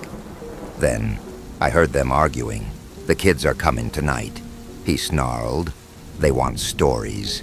"No," Grandma said. "Not this time. I'll call the police. You won't do shit." Then she screamed, not in fear, but rage. "I won't let you feed on them again." I backed away. I didn't want to know what that meant. Didn't want to see more. Dusk fell too fast. The kids arrived on foot, alone, drawn like moths. George waited, on the porch, bloated, sweating, unable to rise. Blisters covered his hands, his jaw elongated. He still smiled, but not like before. Something inside him was pushing out. Grandma begged them to leave. "You don't understand," she wept. "This isn't a game. Go home. Please, Mrs. Arter, just one story." The kids pleaded. "Get out. Now," she hissed. "Let 'em be," Grandpa's voice growled from behind, making everyone jump. Kids want stories. He shut the door after them. Grandpa swelled, grotesquely, glassy-eyed. He stared at them, his pipe forgotten. He didn't speak, couldn't stand. The kids giggled nervously in a semicircle. I watched, helpless, knowing something terrible was coming. "Mr. Arder," one child said, "don't tell our parents we came, okay? They've banned us from going out, but we need your stories." "I won't tell," Grandpa gasped, clutching his chest. "Won't tell." Then I saw it. His shirt ripping, hands swelling, mouth unhinging wider than possible. He collapsed from his chair onto all fours. The kids screamed. So did I. His arms melted, fat dripping like candle wax. His distended belly dragged on the floor. Blisters erupted across his skin. God help me. His face slid into a wet, jagged grin of meat and fangs. Grandma stepped between him and the kids, gripping a fireplace poker, her eyes darting to me. "Run no more, George," she said. "If you want meat, take me." He didn't hesitate. One swift motion, her head vanished into his maw. The kids rushed the door, but it was locked. They pounded, shrieking. I stood frozen, praying this wasn't real. But it was. Grandpa, now a slithering mountain of hunger, gurgled, hissed, and dragged his bulk toward the children. I wish I could say I helped, but I couldn't. I vomited at the sounds, couldn't even look. Finally, I moved, bolting to the attic, heart hammering. I stayed there, shaking, gasping, as the house filled with the sounds of slaughter, chewing, crunching bones, one voice, then another, then silence, sniffing, scratching. Something huge lumbered down the hall, snuffling, muttering. I pressed into the rafters, too afraid to cry. Hours stretched into centuries, then a wet, slurping voice.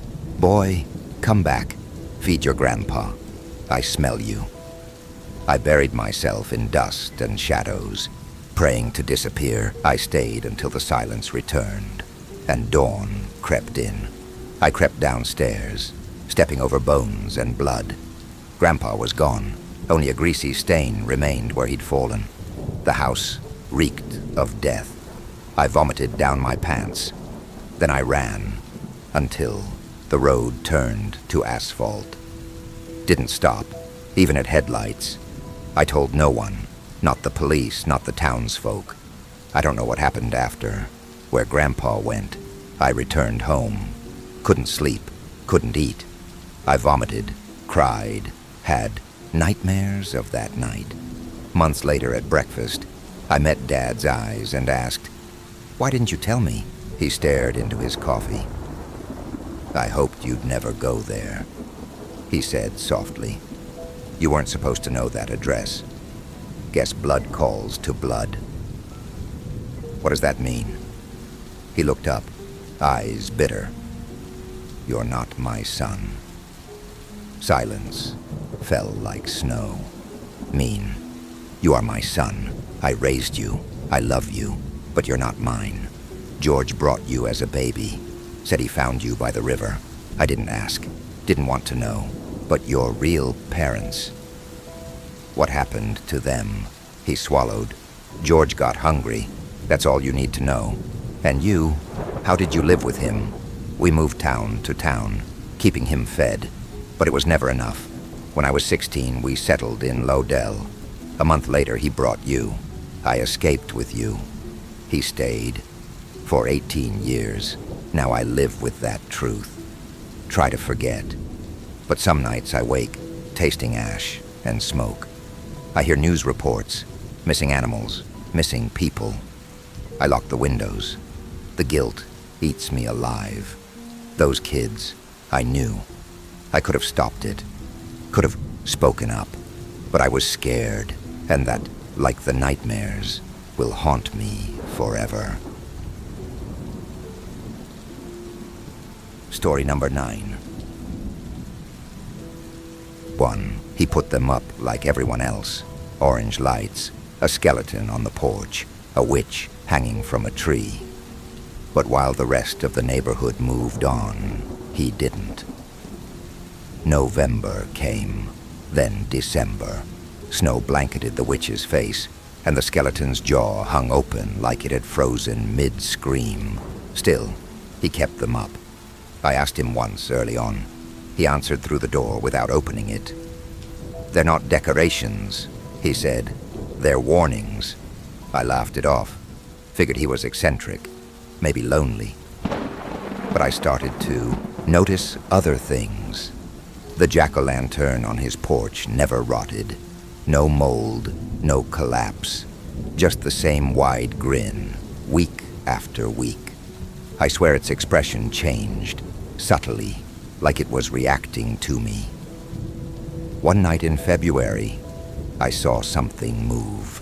In his yard, something tall, thin, not human. I watched from my window as it stood under the streetlight and slowly tilted its head toward me. I blinked. It was gone. I stopped sleeping. By March, his windows were covered in black trash bags. He hadn't left the house in months. But every night, the decorations shifted. The witch's arms moved. The skeleton was on the porch, then the roof, then hanging upside down from a tree limb, like something had caught it. Last week, I saw him. He was standing in his front yard at 3 a.m., just standing. His face was pale, empty. His mouth was moving, but I couldn't hear anything. Behind him, the witch's eyes glowed. I swear to God, they followed me. I called the cops again. This time they agreed to do a welfare check. They knocked. No answer. They broke down the door. They found the decorations inside. Not Halloween props. People. Pieces of people. Stitched and shaped and wired to frames. Worn like costumes. Preserved. And in the middle of the living room, a rotted jack-o'-lantern. Blackened and pulsing like it was breathing. They never found him. Tonight, there's a skeleton on my porch. It wasn't there before. Its jaw is shut tight, but I swear it's smiling at me. I've worked this town for 20 years. Thought I'd seen the worst of it. Overdoses, suicides, a couple of meth labs, small-town rot. But that house on Mulberry Lane, that's the one that stuck to me. Dispatch got the call about a welfare check. Neighbor said some old guy hadn't taken down his Halloween decorations since October. Said they were moving. Sounded like boredom and too much wine. We knocked. No answer. We called in the door as standard. Still nothing. House was dead silent. So we went in. Smelled it immediately. Not rot, not exactly. It was sweet. Like old fruit and embalming fluid. The kind of smell that sticks behind your eyes. The living room was full of things. I thought they were mannequins at first, until one turned slightly when I stepped on a creaky floorboard. Just the head. No eyes. Just stitched lids. Mouth open like it was caught mid-scream. That's when we realized they weren't props. They were people. Preserved. Posed. Arranged. One was in a rocking chair in front of a TV showing static. Another was hung from the ceiling, dressed in witch clothes, arms suspended by piano wire. Their skin had turned gray, like leather. The details, fingers crossed just so, mouths sewn into smiles. Someone cared how they looked. We found the jack-o'-lantern in the basement. It wasn't carved. It had grown that way, blackened, bulging, veined like flesh. It gave off heat. One of the rookies said it was breathing. I told him to shut up, but I felt it too. There was a circle drawn around it. Old bones, salt, teeth, and a note. One line. It feeds on fear, but it wears joy. We never found the homeowner. The neighbors said he used to be a happy guy. Then Halloween came, then he changed. The remains were buried quietly. No press, no questions. I still see the witch sometimes, out of the corner of my eye. Just past, the edge of headlights. I hear a giggle when the wind moves just wrong. I don't decorate for Halloween anymore. Neither should you. I wore your laughter like a mask. Now I want your silence. I do not remember where I began. A root, a whisper, a flicker in the dark between porch lights and dreams. I was small once. A grin in the shadows, a tickle in the mind. You fed me with your fear. You made masks of me, paper teeth, painted blood. You called it play. You laughed. But I watched from behind the faces. I grew beneath your joy, gnawed at the corners. Then he invited me in. He didn't mean to, but he carved too deep, laughed too loud, left the candle burning too long inside the hollowed head, and that was enough. He was soft, lonely, hollow like me. I filled him, wore him. He smiled for me, at first, until the smile cracked, until he begged to stop. But I was hungry, so I dressed your dead in joy. I taught your bones to dance. I gave your silence a voice made of screams sewn into laughter. The others came, they knocked, they saw. They always see too late. Now the house is quiet again. The smiles are drying. The fear is fading. I am thin, but I smell something new. Down the street, behind blinds, watching, waiting, you. I see the mask on your shelf, the plastic grin, the flickering candle, the whisper of a costume you almost wore. Light it. Call me. Let's play again. I told myself I wouldn't. I boarded up the porch. I threw the mask in the trash. I poured water in the old jack-o'-lantern and left it to rot. But last night, I opened the closet. The mask was there, clean, untouched, smiling. It shouldn't have been there. I lit the candle anyway. I don't know why. My hands moved on their own. I told myself it was curiosity, that it was just a dumb story, a trick of the mind. But the light flickered. The flame bent sideways like it was listening. Then the house groaned. Not the pipes, not the walls. The house itself, like something shifted inside it, like a breath caught in the throat of wood and stone. Something old and patient and very, very close. The lights dimmed. The smiles came back.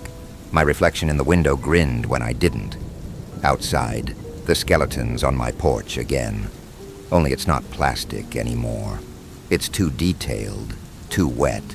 The bone has texture, and it's pointing at the door. Something knocked 3 times. I didn't answer. Now it knocks once, over and over, like a clock, like a countdown. I can hear it whispering through the walls. Not words, laughter, low and rusted, familiar. It wears joy. It wears us. I'm writing this now because I think it's almost in. I think lighting that candle let it see me. And once it sees you, it doesn't forget. It just waits. If you find this and you hear knocking, don't open the door. Don't light the candle. And if you already have, smile. Story number 10. I woke up with a headache like most mornings and stumbled through my morning routine. Silence permeated the house as I quickly washed my hair and tried to ignore the cold sound of my parents' footsteps as they passed each other without saying a word. The non-sounds of my house. I slogged downstairs to have lackluster cereal and grind through another morning convo with my mom. You ready for finals? We're studying tonight. Oh, you and Molly weren't upstairs the other day studying? Nope. It was just me. Mother gave her famous solemn look she gives when she gets another reminder of her lack of perceptiveness about her own family. I got up to leave as soon as I felt her eyes linger on me. Text me so I know you're okay. Sure, Mom, describing the open feeling to people was like trying to beg your mom to give up cigarettes during menopause, while she insists I only smoke when I drink, not realizing she drinks wine every day. I asked my mom what it meant to feel more alone than alone, to feel like you were standing in a vast canyon, despite being in a room the size of a closet, and like the room was giving you permission to do whatever you wanted without judgment. My mother told me I was depressed and that she would take me to see someone before it got worse. I became aware that Mom was a bad listener pretty quick because I wasn't sure what got worse meant, as I didn't feel like this was a negative situation. I loved this feeling and decided to call it the open feeling because it made me feel so open. In my teens, I leaned into my diagnosis and embraced my identity as the edgy, sick girl who reveled in the mystery that there might be something darker beneath the surface. I embraced this fake rage until I entered high school, where my guidance counselor told me I might just be feeling another type of synesthesia, a condition where you see colors and see sounds, but that I'm sensing past events in the rooms. I had nothing else to go off of, so I just agreed to leave his office. I secretly thought he was full of shit, because the open feeling was always the same feeling of just being more alone, but in a good way. I didn't feel the open feeling in most places, and the places I did feel it were only temporary. Hey, did you bring the books? Yes. God, why didn't we just study like normal people? Lol, calm down. We're good crammers. It was the weekend before finals, and Molly and I decided to stay at our school late and study as to not become drifters to the world. I was meeting her after our little cram sessions and going to hang out at my house for some weekend hijinks. I needed to unwind as today felt especially bland and gloomy. It was hard to describe, but this walk to school didn't feel like a normal walk. I did feel the open feeling outside at times, but today just felt rather plain. I had managed to carve out a small friend group, and although they didn't understand me or my preoccupation with how empty a room is, they were my life for the majority of my teen years. Molly, Tara, and I had the type of relationship that you'd think we always just met the week before, and we were about to go on a trip to London to see a castle that we weren't sure existed, but we were just happy to be on the trip.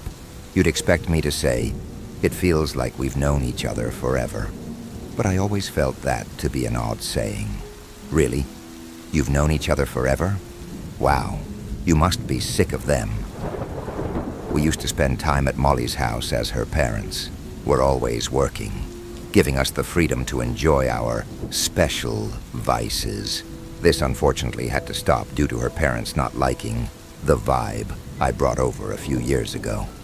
I was told it had nothing to do with me, and that it was just a gut feeling, and I shouldn't take it personally. Why would I take it personally?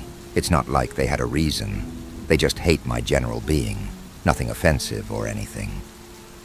Oddly enough, this did happen after I stopped feeling the open feeling at her house.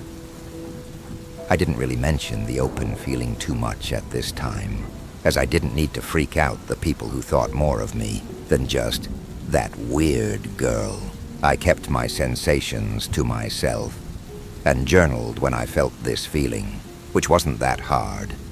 The feeling started to become rarer as time went on, and there were weeks where it didn't even come to mind. I was sitting in an empty class, trying to brush up on my calculus with one of our friends, Tara, who had fallen asleep waiting for me to get done, and without someone on my back to leave, I lost track of time. I received a text from Molly. Yo, I think someone is watching me. Really?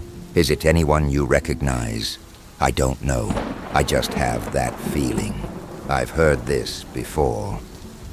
The feeling of being watched. I never bought into that. How do you feel another's eyes on you? I guess I'm one to talk. I've been describing a feeling that only seems normal to mystics and hippies my whole life. Just come to the classroom. Tara and I are still here waiting. How are you guys still there? It's pretty much empty.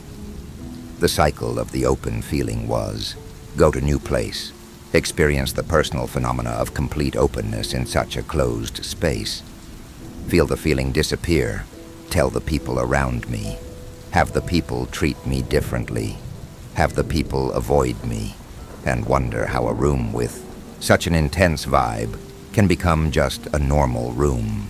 My mom did suggest schizophrenia, which was dismissed due to lack of other symptoms.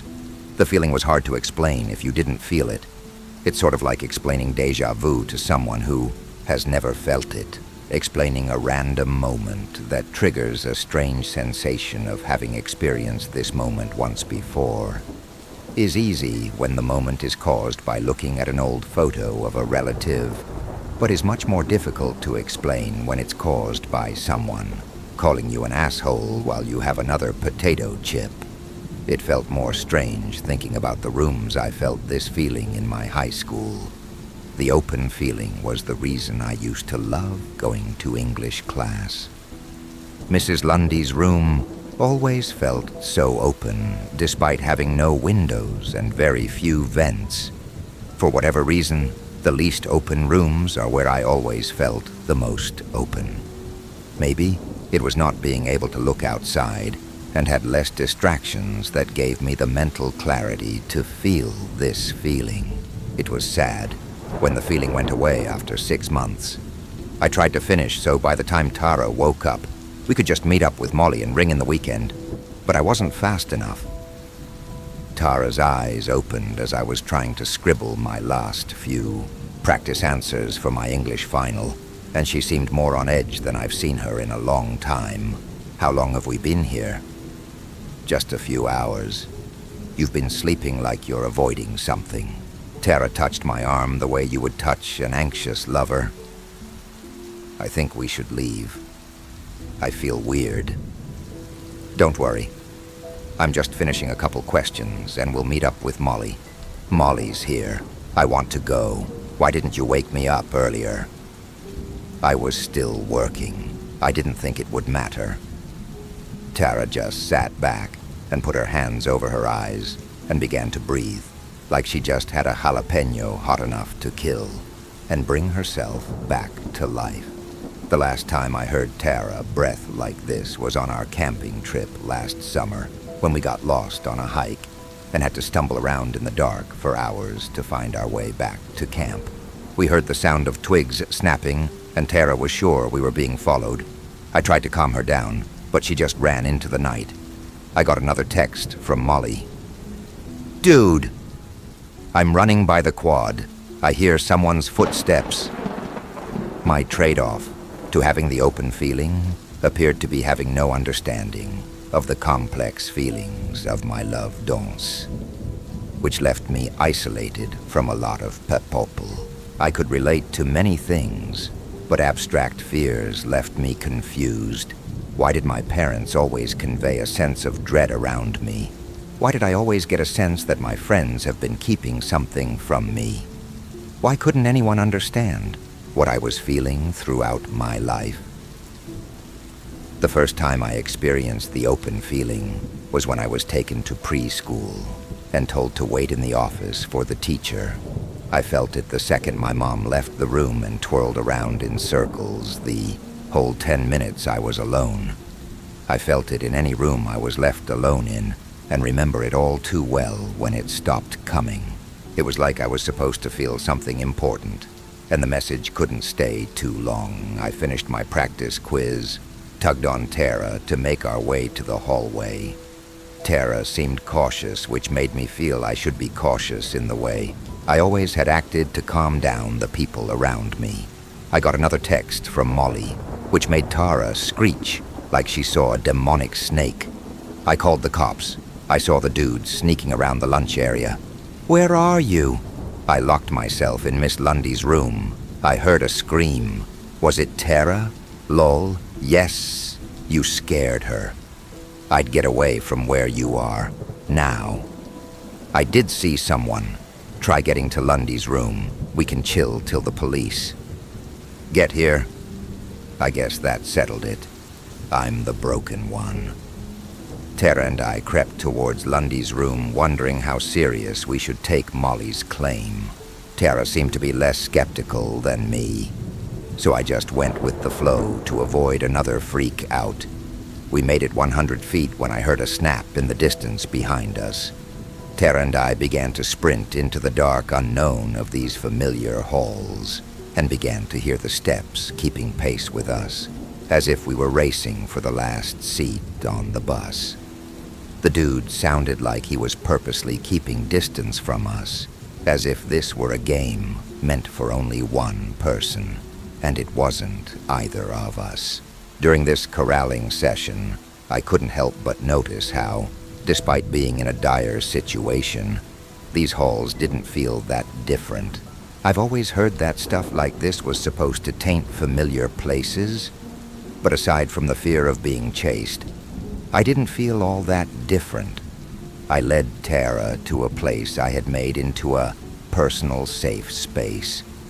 To be alone when things were a little tough, where no one seemed to know about, and where the open feeling never seemed to disappear. I took us through the dark maze of the woman's locker room to find the hidden entrance to the school's bomb shelter that even James Bond wouldn't be able to find.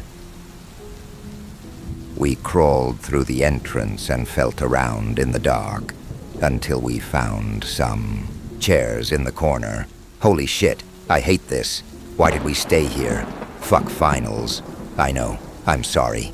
Molly says the police are coming, and I led us down a pretty crazy path. You couldn't just stumble onto it. Who do you think it was? It was after Tara's question that I felt that familiar feeling of something vanishing. It was as if I had come into room with purpose, only to forget what that purpose was. I was confused until nearby footsteps shook the realization that the open feeling disappeared. I always felt a certain tension when the open feeling would just vanish like a random fart from a stranger. It left me wondering if I had been crazy this whole time, or if I had had some sort of mystical experience that was supposed to feel like a dream. I always figured I had to learn something, and that these were just breadcrumbs to something bigger in my life. It wasn't till recently that followed these breadcrumbs to discover what actually caused the open feeling.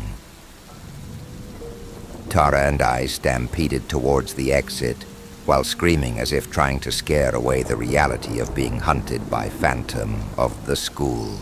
We sprinted through the dark labyrinth of these familiar halls, hoping to find something we recognized, but could only move our feet in this state, our frantic state of mind. We turned a corner and saw a light in the distance that acted as our North Star. Closer, closer, closer, until we busted through the front doors of the school into the sanctuary of lights that were now flashing. Go. Get on the ground. Tara and I curled up in a ball as a barrage of figures sprinted past us to pounce on a masked figure trying to run in the opposite direction. The man was a custodian who worked at the hospital I was born in and had been stalking my family with certain interest with me ever since he walked by the maternity ward. We all expected a certain religious psychosis to be involved, but he seemed relatively put together, minus the stalking. He ran a local chapter of the Red Cross and gave away most of his inherited wealth to live like he made a vow of poverty. We discovered a little area in the trails behind my home that gave him access to my bedroom window, as well as keys to my school and other places I might attend. The rest of the night felt like someone splashed water on me. The police took our statements, asking if I'd ever noticed anything weird before, to which I said no. I never noticed anything. I never noticed how weird it was for my family to have such a fraught relationship, while all my friends seemed to have relatively normal communication. I never realized why I was never afraid to be alone, or what a distant gaze felt like. My parents explained that the house always felt a little off, but figured our family didn't vibe with the feng shui. Basically, my parents didn't bother to look into this off-putting feeling because of an idea that you had to understand on a visceral level, but could not rationally explain. I relate. It had been a year since they caught the man who had been a main background character my whole life, and it took time getting used to. The open feeling wheeze here and never went away. I felt like an unclogged sink that flowed freely. I know that sounds cheesy, but it's true. My only issue is that I now understand what it feels like to have eyes on you. You survived, for now, but the shadows aren't done with you yet. If this story gave you chills like the video, share it with someone who dares to watch and comment your thoughts, especially if you're watching in the dark. Subscribe to Spectral Shadows, where fear never sleeps, and the next nightmare is always waiting. We'll be watching.